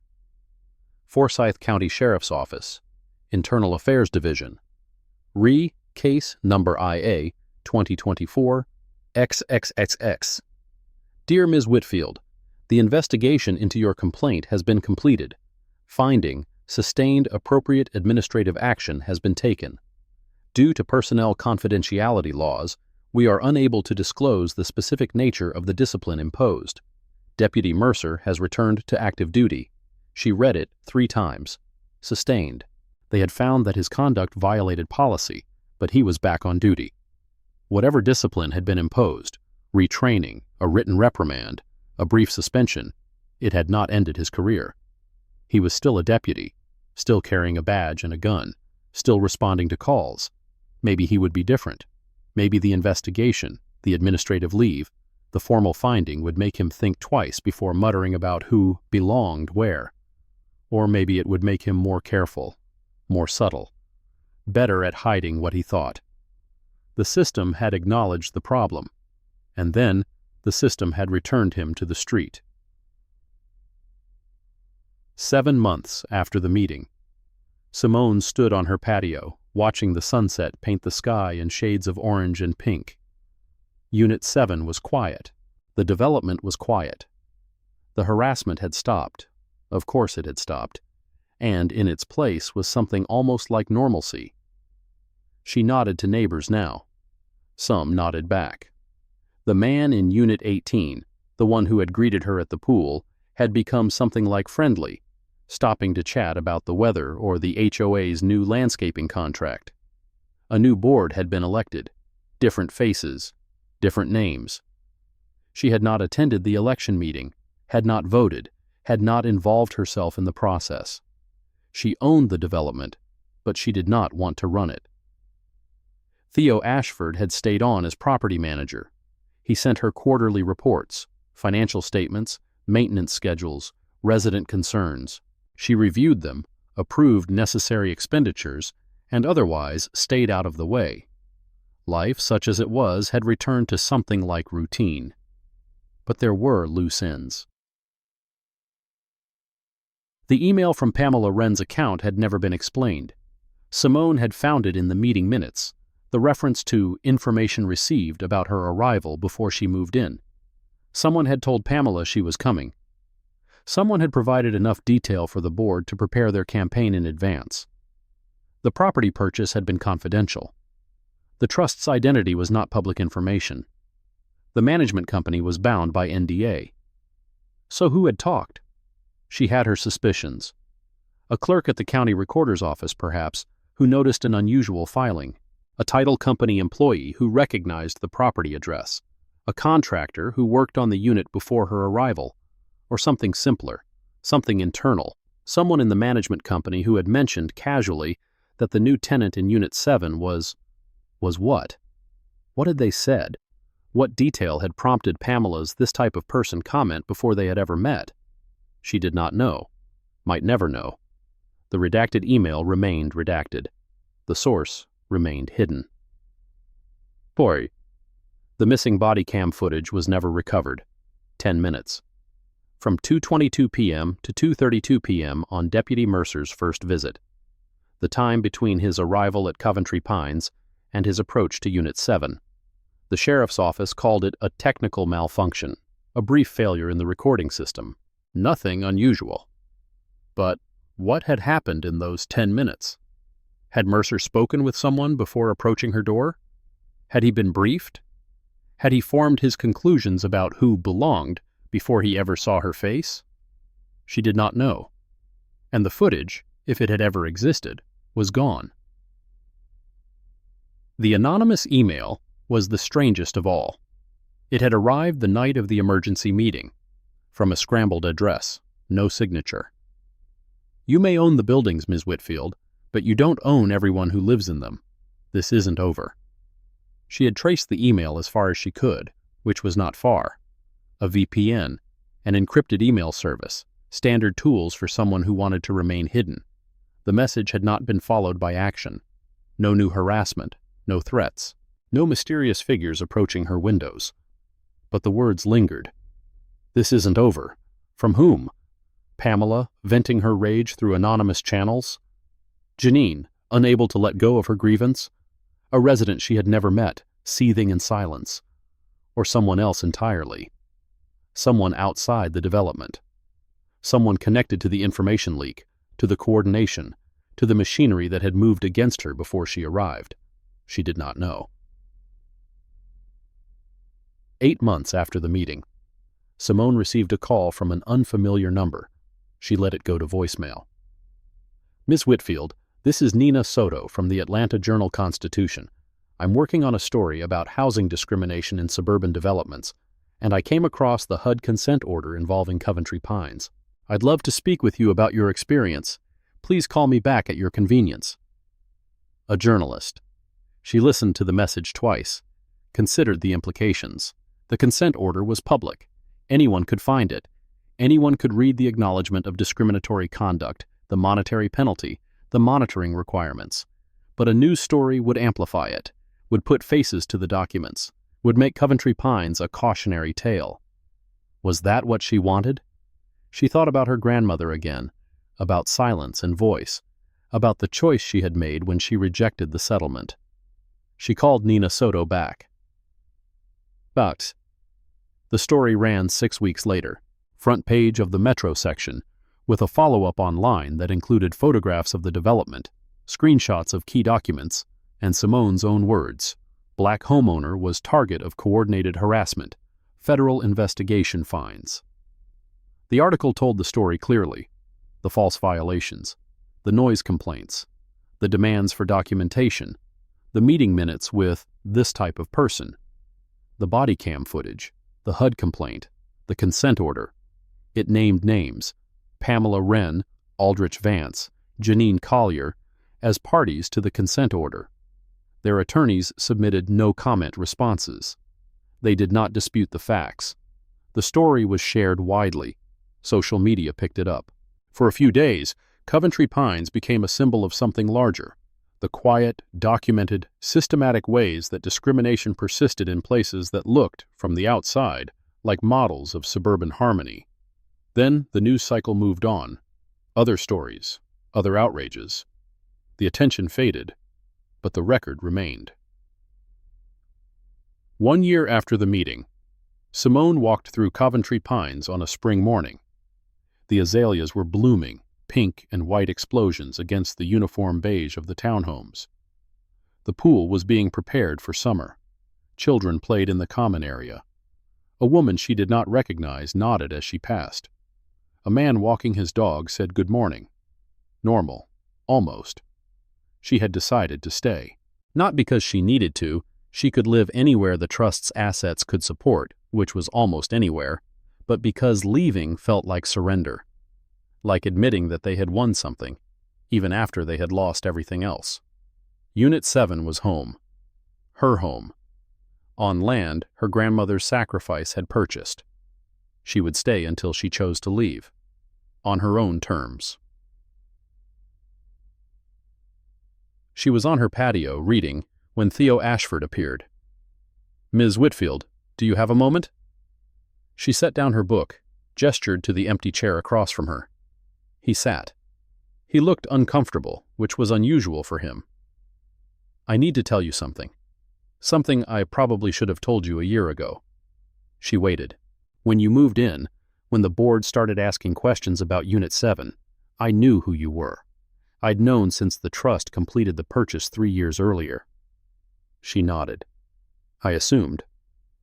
What you might not know is that I tried to warn you. Before you arrived, I sent an email to the address on file for the trust, advising that there might be resistance to a new occupant. I never received it. I know, it bounced. The email address had been changed when your grandmother passed, and no one updated the records. He looked down at his hands. If you had known, if I had reached you, maybe you could have prepared, or chosen a different approach. Why are you telling me this now? He was quiet for a moment. Because I've been offered a job in another city, better position, better pay. And before I go, I wanted to make sure you knew that I tried. He looked up. For whatever that's worth. She considered this. The email that never arrived. The warning that might have changed everything, or nothing. You also gave me the meeting minutes. After everything started. That made a difference. I was bound by NDA. Giving you those documents was probably a breach. I could have been fired. But you did it anyway. I did. She nodded slowly. Thank you, Mr. Ashford. For what you tried to do, and for what you did. He stood, offered his hand. She shook it. I hope things stay quiet here. You deserve some peace. He left. Simone watched him go. Another piece of the puzzle, clicking into place. Another person who had existed somewhere between complicity and conscience, bound by contracts and consequences, doing what little they could within constraints they had not chosen. The system was made of such people, not villains, not heroes, just humans, navigating the space between what they wanted to do and what they were allowed to do. 14 months after the meeting, the 1-year monitoring report from HUD arrived. Coventry Pines was in compliance. No new complaints had been filed. The fair housing training had been completed by all board members. The revised bylaws were in effect. On paper, the system was working.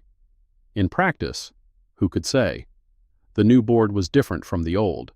The residents had watched what happened to those who crossed the line. Whether they had changed their minds or simply learned to hide them, Simone could not know. She filed the report with her documentation, added it to the timeline that now spanned over a year, and she thought about what comes next. The trust owned other properties. A small apartment building in Decatur, a commercial lot in Marietta, a vacant parcel in Savannah that her grandmother had purchased decades ago, long before anyone imagined what it might become worth. Simone had decisions to make about the properties, about the trust, about what kind of legacy she wanted to build on the foundation her grandmother had laid. She was not sure yet, but she had time. 18 months after the meeting, a new email appeared in her inbox, not anonymous this time, from a name she did not recognize, with an address in Chicago. Miss Whitfield, my name is Denise Turner. I read about your case in the AJC article last year.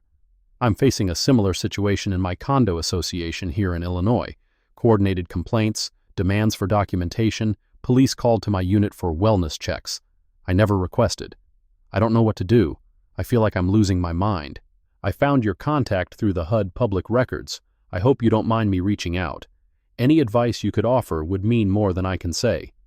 Denise. Simone read the email twice. Then she began typing a response. It took her an hour to write. She explained the importance of documentation, dates, times, names, exact words. She described the process of filing a HUD complaint, the timeline, the possible outcomes. She warned about the frustration, the delays, the partial justice that was often the best one could hope for. And she told Denise something else. The hardest part is not the harassment. It's the loneliness. Feeling like no one sees what's happening. Feeling like you might be imagining it. You're not imagining it. Your experience is real, and you are not alone. Document everything. File complaints. Use the systems that exist, even when they're slow and imperfect. And know that somewhere, someone else is fighting the same fight. If you need to talk, I'm here. Simone.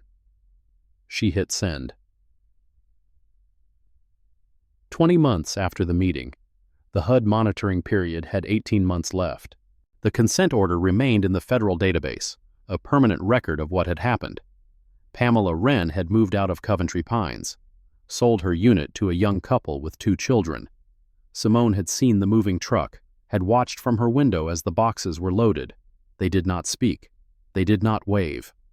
Pamela left without looking back. Janine Collier remained, still in Unit 9, still avoiding eye contact, still existing in the space between guilt and denial. Deputy Mercer was still on the force. Simone had checked.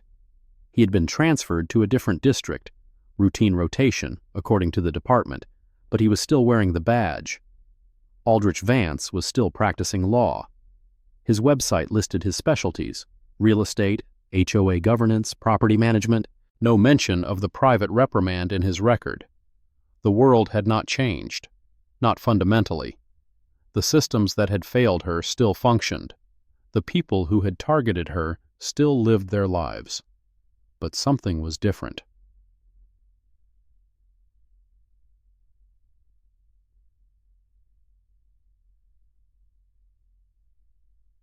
She had received 47 emails since the article ran. 47 people facing similar situations, reaching out for guidance, for validation, for the simple knowledge that someone else understood. She had responded to every one. Some she connected with attorneys. Some she helped file complaints. Some she simply listened to, offering the presence that she herself had needed during those long weeks when she had been alone against the machinery. It was not justice, not in the grand sense, but it was something. Chauru, 2 years after the meeting. Simone sat on her patio as the sun set over Coventry Pines. The azaleas had bloomed and faded and bloomed again. The pool had opened and closed for another season.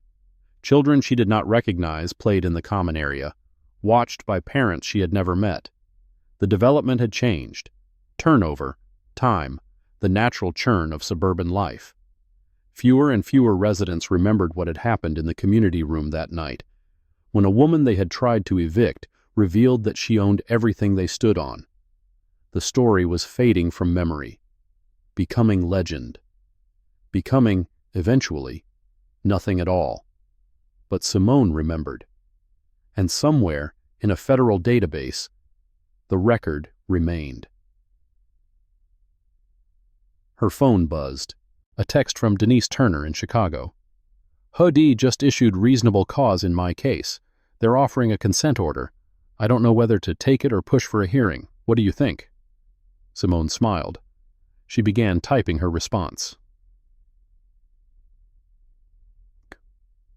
That night, she went through her documentation folder one final time. Every violation notice, every email, every screenshot, every transcript, every receipt. She had kept it all. Would continue to keep it. Not out of anger, but out of respect for what it represented. A record, an archive. Proof that these things happened, that they mattered, that someone had fought back. She closed the folder. Outside, the development was quiet. Streetlights cast pools of yellow on the sidewalks. A car pulled through the gate, headlights sweeping across her window. She turned off her desk lamp, walked to the bedroom, lay down in the darkness. Tomorrow there would be more emails to answer, more people to help, more slow, grinding work against systems that bent but did not break. But tonight, she would sleep. In Unit 7, in her home, on land her grandmother's sacrifice had purchased.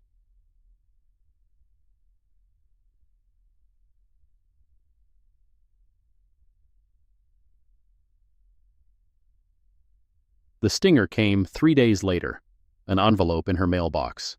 No return address, hand-printed label. Inside, a single sheet of paper, a printout of an email chain, the same format as the meeting minutes Theo had given her, but from an earlier date. 3 weeks before her grandmother's death. From, to, subject, Coventry Pines, ownership transition. The trust is preparing to transfer management. New trustee taking over. Details attached. Note: If the new owner decides to occupy on-site, recommend advance notice to board leadership. This type of transition can cause complications. Below the printout, handwritten in red ink, "Someone new, someone always knows." Simone stared at the paper. Someone had leaked information about the trust transition before her grandmother even died. Someone inside the system, the title company, the management firm, somewhere, had flagged the ownership change and sent a warning.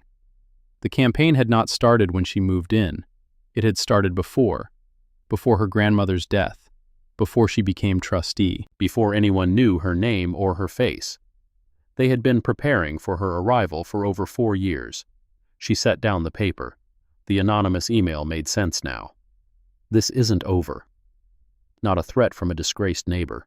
A warning from someone who knew the truth, that the leak had never been found, that the source was still out there, that the information pipeline that had targeted her could target someone else.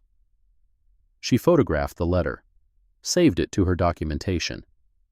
Then she opened her laptop and began researching. The leak had a source. The source had a name. And Simone Whitfield was very good at documentation. The letter sat on Simone's kitchen table for 3 days before she touched it again. Not because she was afraid, not because she doubted its authenticity, but because she understood what it meant, that the fight she thought was ending had barely begun. Someone had known about the trust transition before her grandmother died. Someone had sent warnings. Someone had primed the pump of hostility that awaited her at Coventry Pines, and that someone was still out there.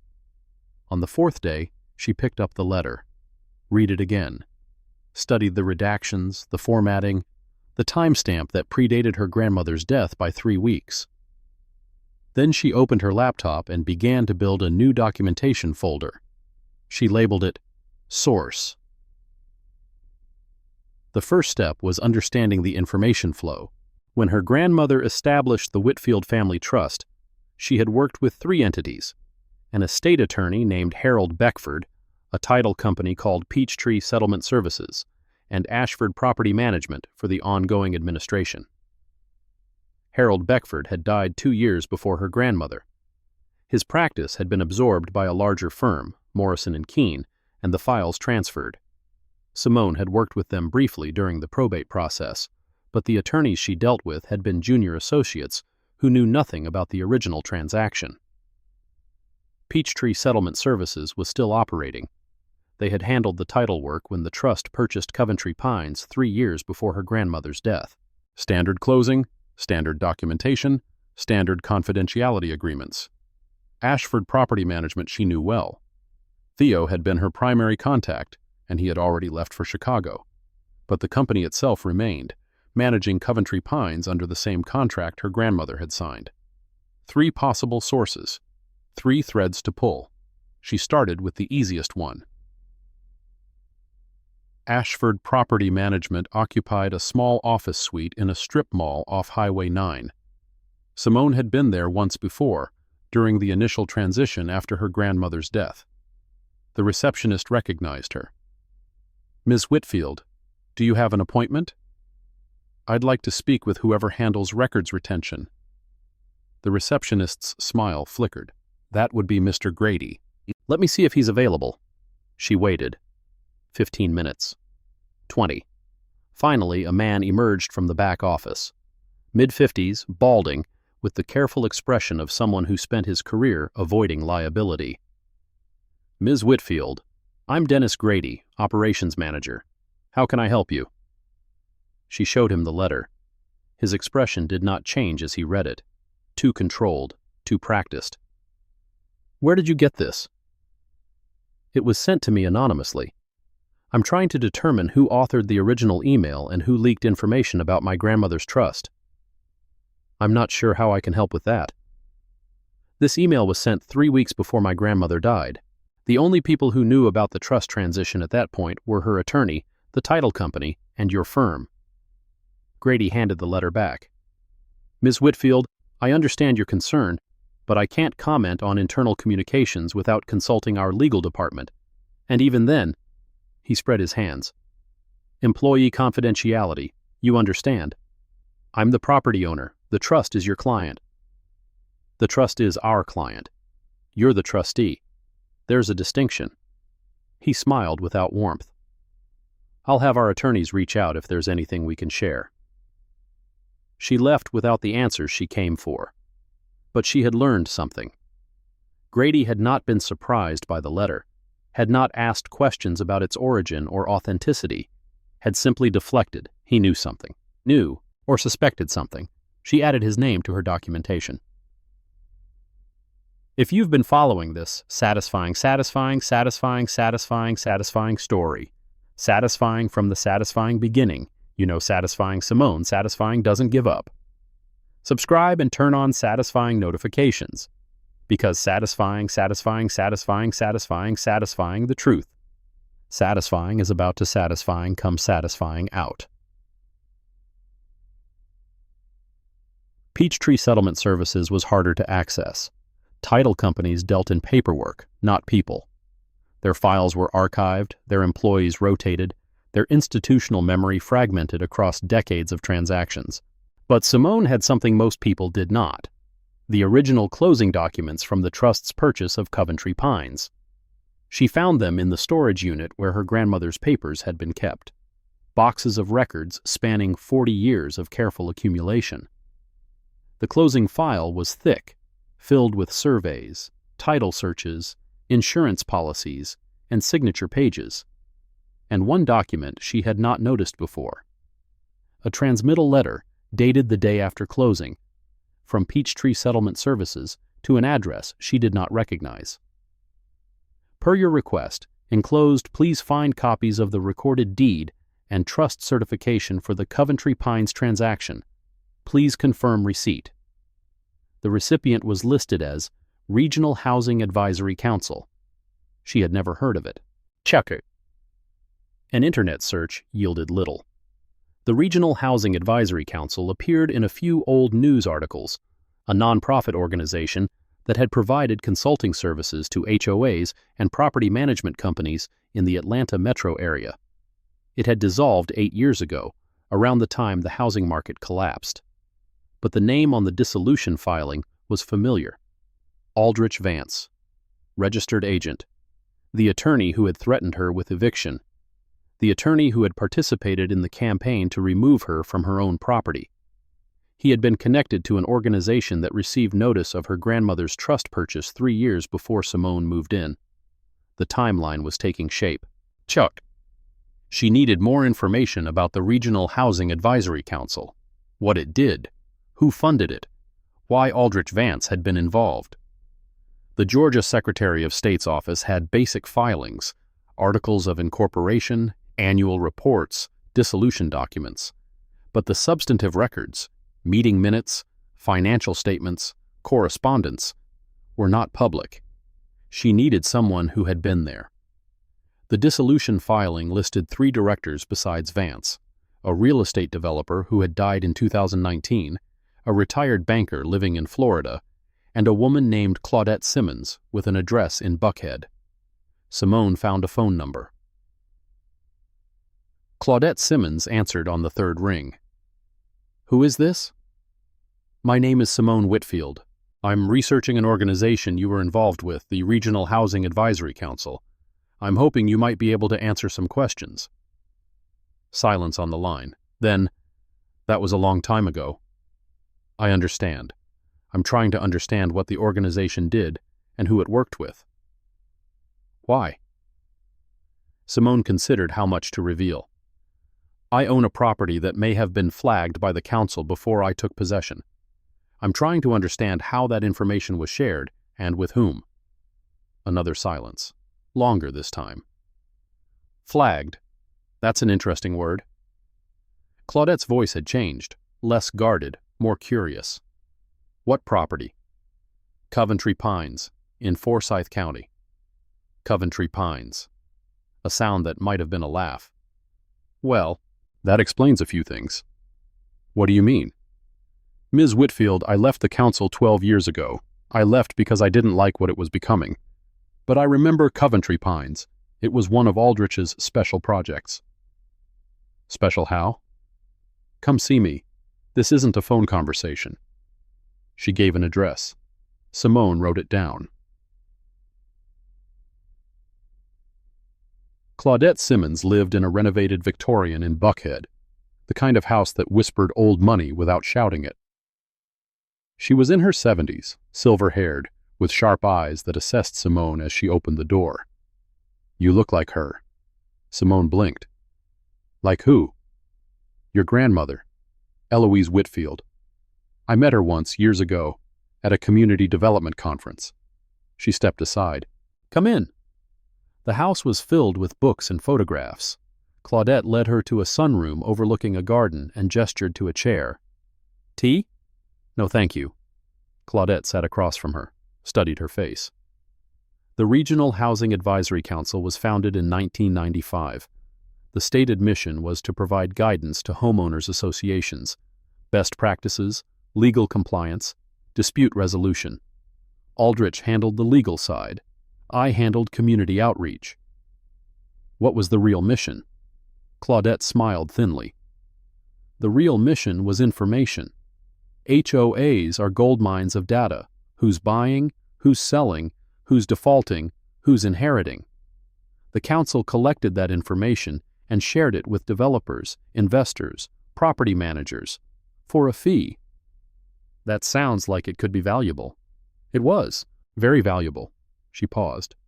It was also, in some cases, used to protect certain communities from certain changes. The words hung in the air. "You mean?" "I mean that some of our clients paid us to flag ownership transitions that might alter the character of their developments. Minority buyers, low-income buyers, anyone who didn't fit the profile." Simone felt her stomach tighten. "That's illegal. It's hard to prove. We never told anyone to discriminate. We simply provided information. What they did with it was their business." Claudette's voice was flat.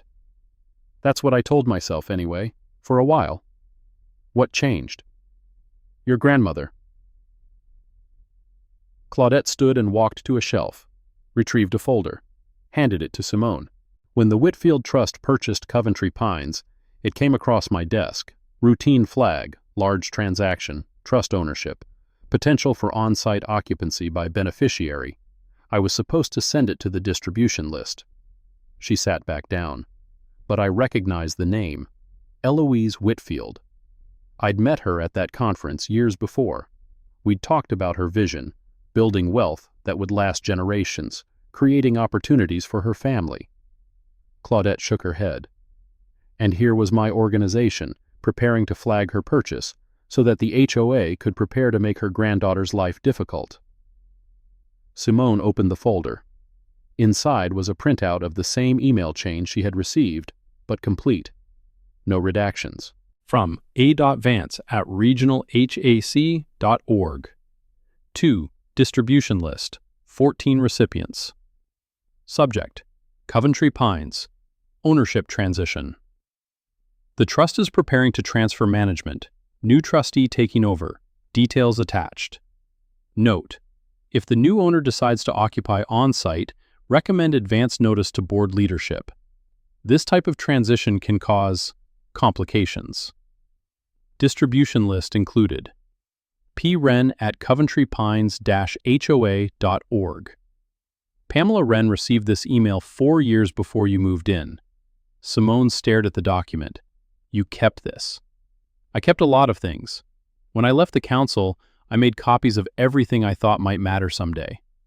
Claudette's eyes met hers. "I've been waiting 12 years for someone to ask the right questions." "Why didn't you come forward?" "With what? Emails that prove information was shared? That's not illegal. The discrimination happened later, and I wasn't part of it." She spread her hands. "I'm an old woman with boxes of old documents.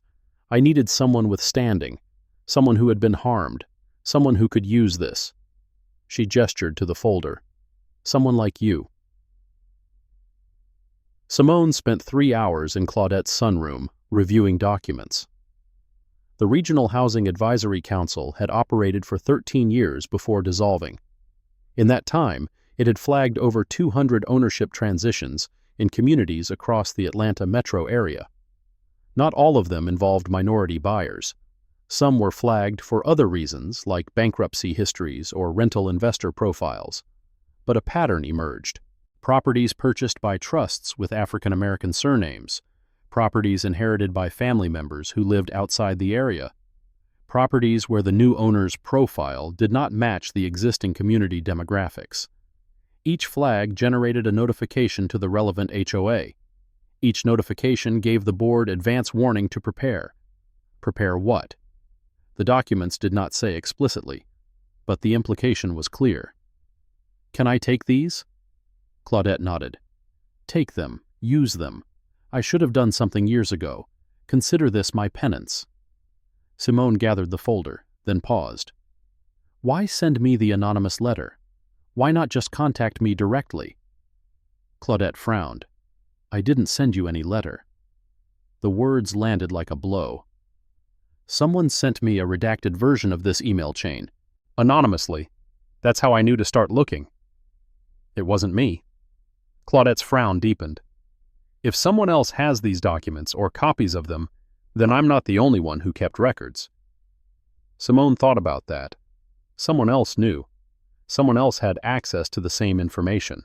Someone else had decided, for reasons unknown, to point her toward the truth. But who?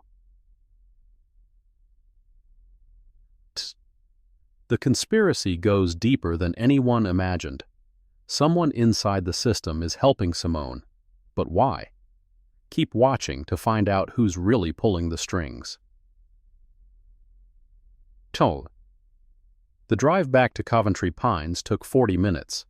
Simone spent most of it thinking. Aldrich Vance had run an organization that systematically flagged minority property purchases and notified HOAs in advance. Pamela Wren had received a specific notification about the Whitfield Trust 4 years before Simone moved in. The harassment campaign had not been spontaneous. It had been prepared, orchestrated, built on a foundation of advance intelligence that gave the HOA time to coordinate their response. This changed things. The HUD consent order had addressed the discrimination at Coventry Pines as an isolated incident, a pattern of harassment by specific individuals against a specific victim. But if the same system had been used against 200 other properties over 13 years, then Coventry Pines was not an isolated incident. It was a test case.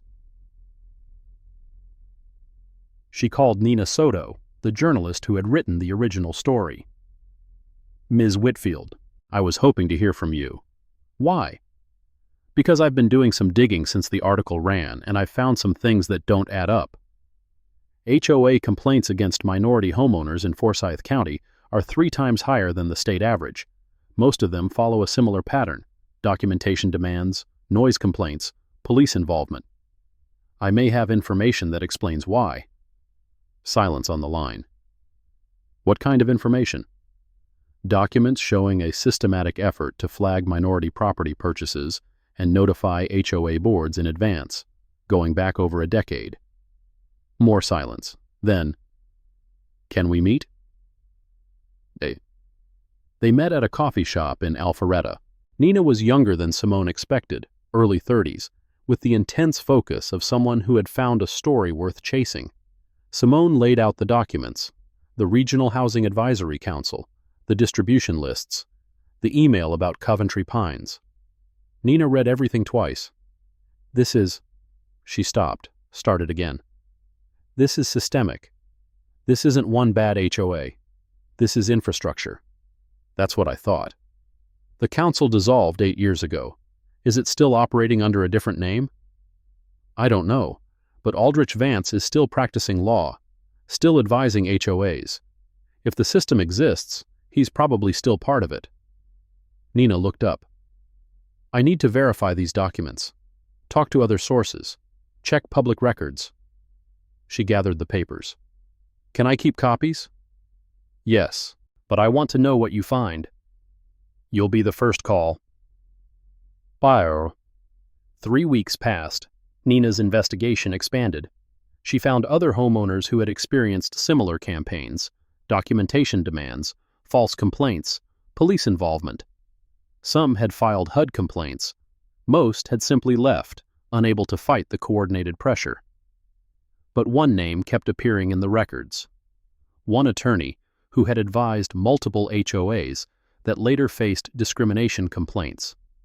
Aldrich Vance. The second story ran on a Sunday morning. Front page, above the fold. Attorney at Center of Housing Discrimination Network, investigation finds. Nina had done her work carefully. She documented the Regional Housing Advisory Council, its flagging system, its distribution lists. She traced Aldrich Vance's involvement from the council's founding to its dissolution to his ongoing work with HOAs across the metro area. She interviewed 5 former homeowners who had been targeted. She obtained documents showing that 3 of them had appeared on the council's flagging lists before they moved in. And she named Coventry Pines as the case that broke the story open. The response was immediate. Aldrich Vance issued a statement through his attorney denying any discriminatory intent. The Regional Housing Advisory Council, he claimed, had provided legitimate consulting services. Any misuse of information by individual HOAs was not his responsibility. The State Bar of Georgia announced it was reopening its investigation in light of new evidence. The Department of Justice Civil Rights Division issued a statement indicating it was reviewing the matter. 3 former HOA board members from different developments contacted Nina, offering to provide testimony about the advice they had received from Vance. The story was no longer about Coventry Pines. It was about a system. 2 months after the second story ran, Simone received a call from an attorney at the Department of Justice. Ms. Whitfield, I'm Sarah Chen with the Civil Rights Division.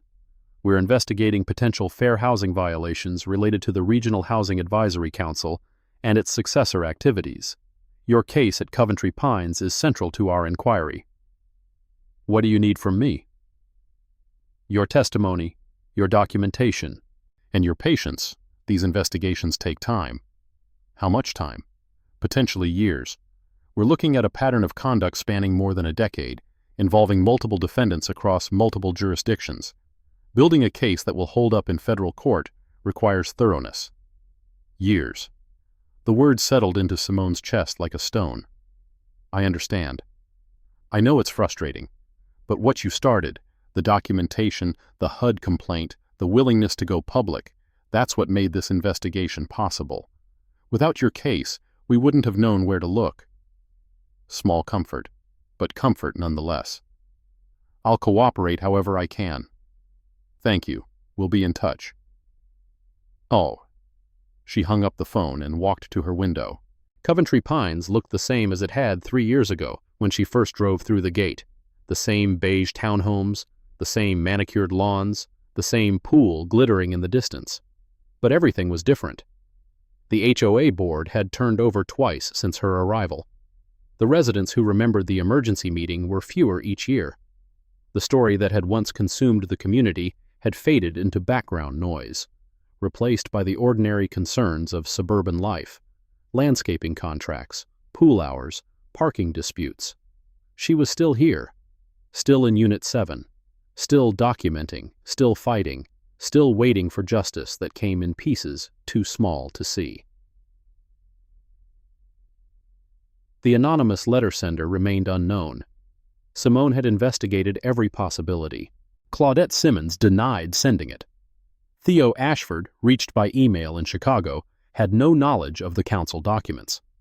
The former employees of the Regional Housing Advisory Council who could be located claimed ignorance. Someone had access to those files. Someone had chosen to help her without revealing themselves. She had a theory. It was not provable, but it fit the evidence.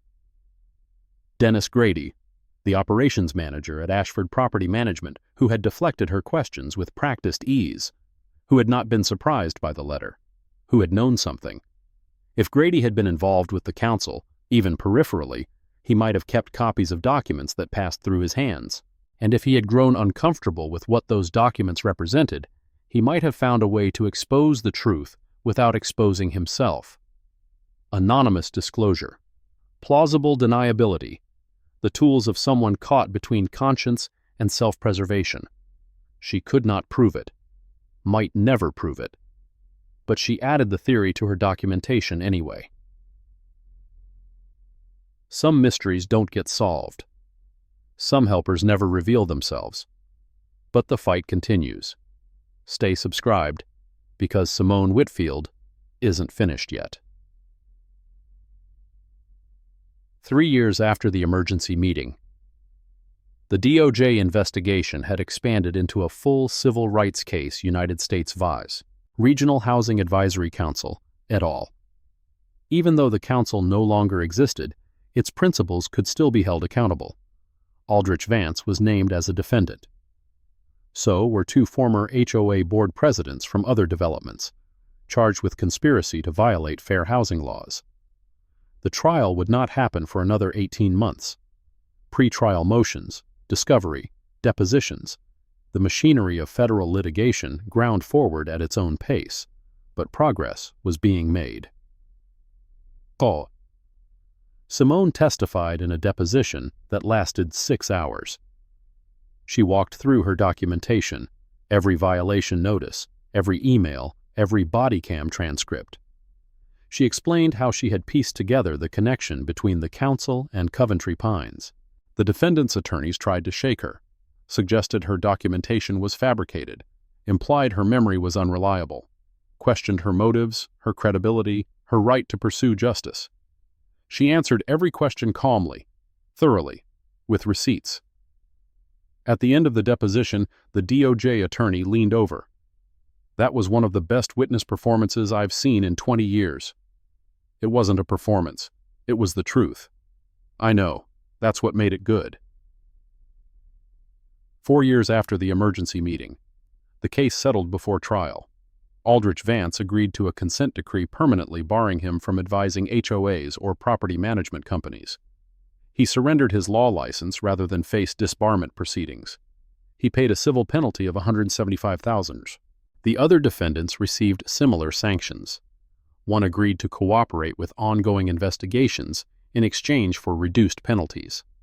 The settlement included a $2.3 million fund to compensate homeowners who had been targeted by the council's flagging system. Simone was entitled to a share, but she declined. The HUD settlement had been enough. Instead, she asked that her portion be allocated to fair housing education programs. The outcome was reported in the newspapers. A brief story buried in the Metro section. Housing Discrimination Network dissolved in federal settlement. Most readers skipped past it. Old news, resolved issue, nothing to see. But Simone saved the clipping, added it to her documentation, and she thought about what the settlement meant. Aldrich Vance would never advise another HOA. The system he had built was dismantled, or at least this version of it. The homeowners who had been targeted would receive some compensation, some acknowledgement that what happened to them was real and wrong. Partial justice, delayed justice, the kind that came in pieces, accumulated over years, never quite complete. It was not what she had hoped for at the beginning. She had wanted accountability. She had wanted the people who targeted her to face real consequences. Some of them had. Vance had lost his license. Pamela Wren had lost her position and her home. Deputy Mercer had a sustained complaint in his permanent file, but others had escaped. Janine Collier still lived in Unit 9. Chet Holloway had simply moved away.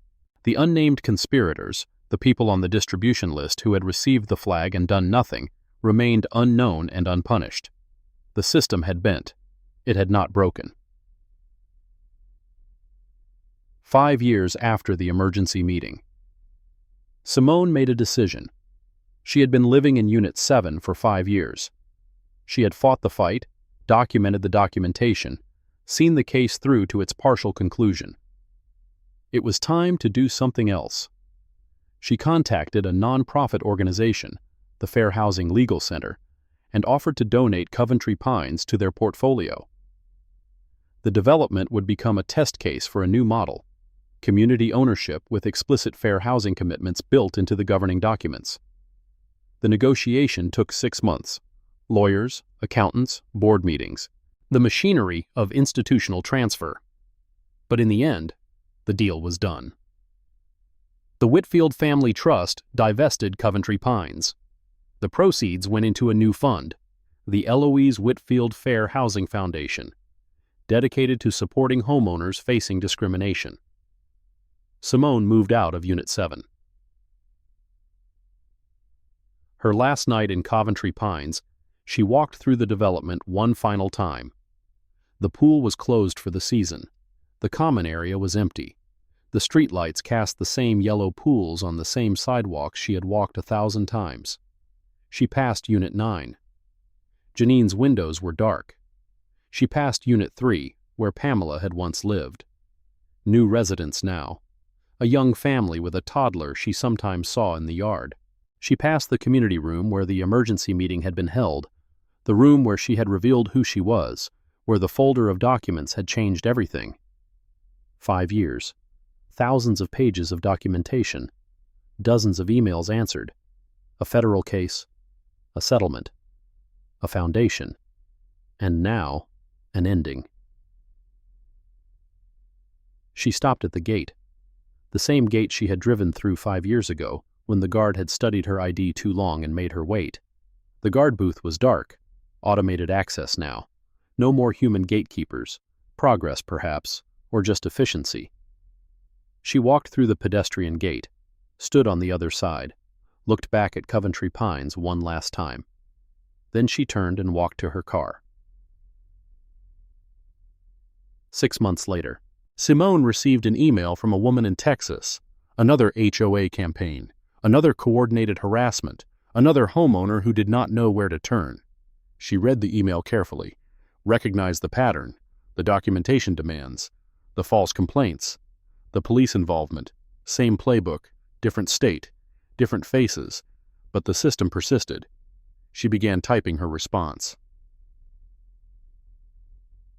The work continued, not at Coventry Pines.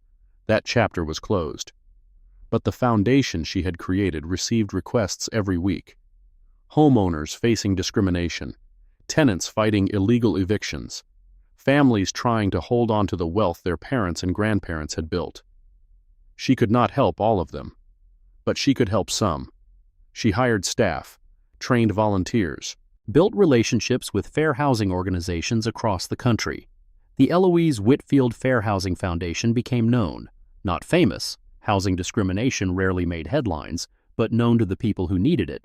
A resource, a lifeline, a legacy. 1 year after leaving Coventry Pines, Simone received a letter, not an email, a physical letter, hand-addressed, postmarked from Atlanta. She opened it. Inside, a single sheet of paper, handwritten. Ms. Whitfield, I've watched what you've built, the foundation, the cases, the change you're making. I want you to know, I sent the letter, the one that started everything. I had access to the documents, and I couldn't stay silent anymore. I can't tell you my name. I still have too much to lose. But I wanted you to know that what you did, it mattered. It gave me hope that doing the right thing, even anonymously, even late, still counts for something. Keep fighting. A friend. Simone read the letter 3 times. Then she added it to her documentation. The last piece of a puzzle that would never be fully complete. She thought about responding, placing an ad in the newspaper, sending a message into the void.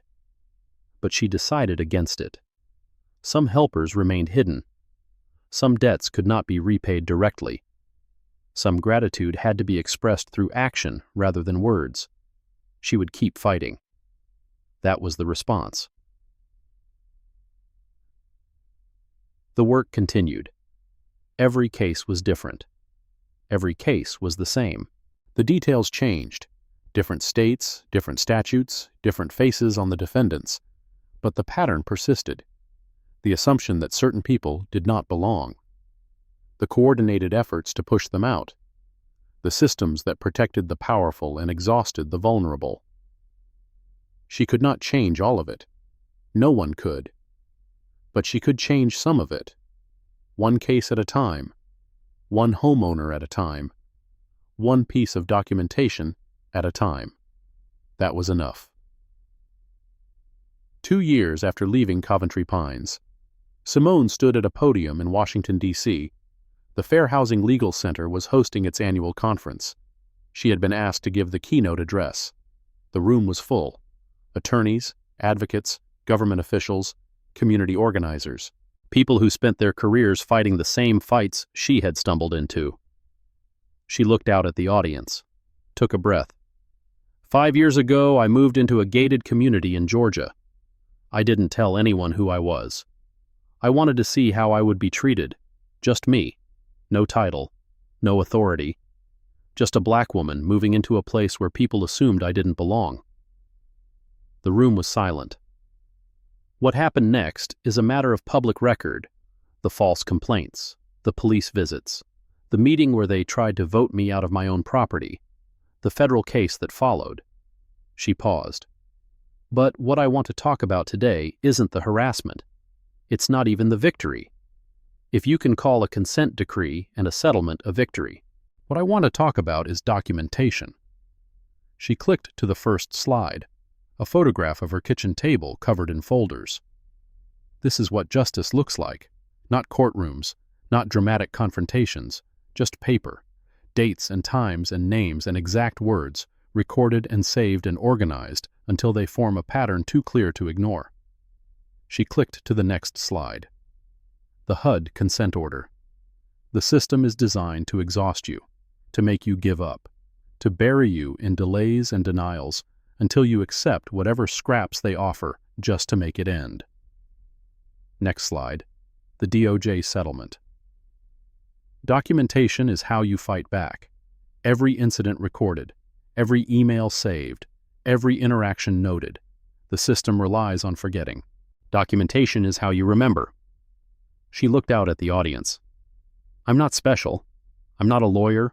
I'm not an activist. I'm just someone who refused to leave and refused to stop writing things down. She clicked to the final slide, the logo of the Eloise Whitfield Fair Housing Foundation. My grandmother worked as a maid for 30 years. She cleaned houses for people who never learned her name. She saved every dollar, invested wisely. And when she died, she left me a legacy that included a property in a gated community that didn't want me. She paused. She never got to live in a place like that. She spent her life making places like that comfortable for other people. So I moved in, for her. And when they tried to push me out, I pushed back, for her. She closed the laptop. The foundation that bears her name helps people do what I did. Document, fight, persist, one case at a time, one homeowner at a time. She stepped back from the podium. That's the work. It's slow. It's frustrating. It's never finished. But it matters. The applause started slowly, built, became something that filled the room. Simone stood at the podium and let it wash over her. Then she stepped down and returned to her seat. The work continued.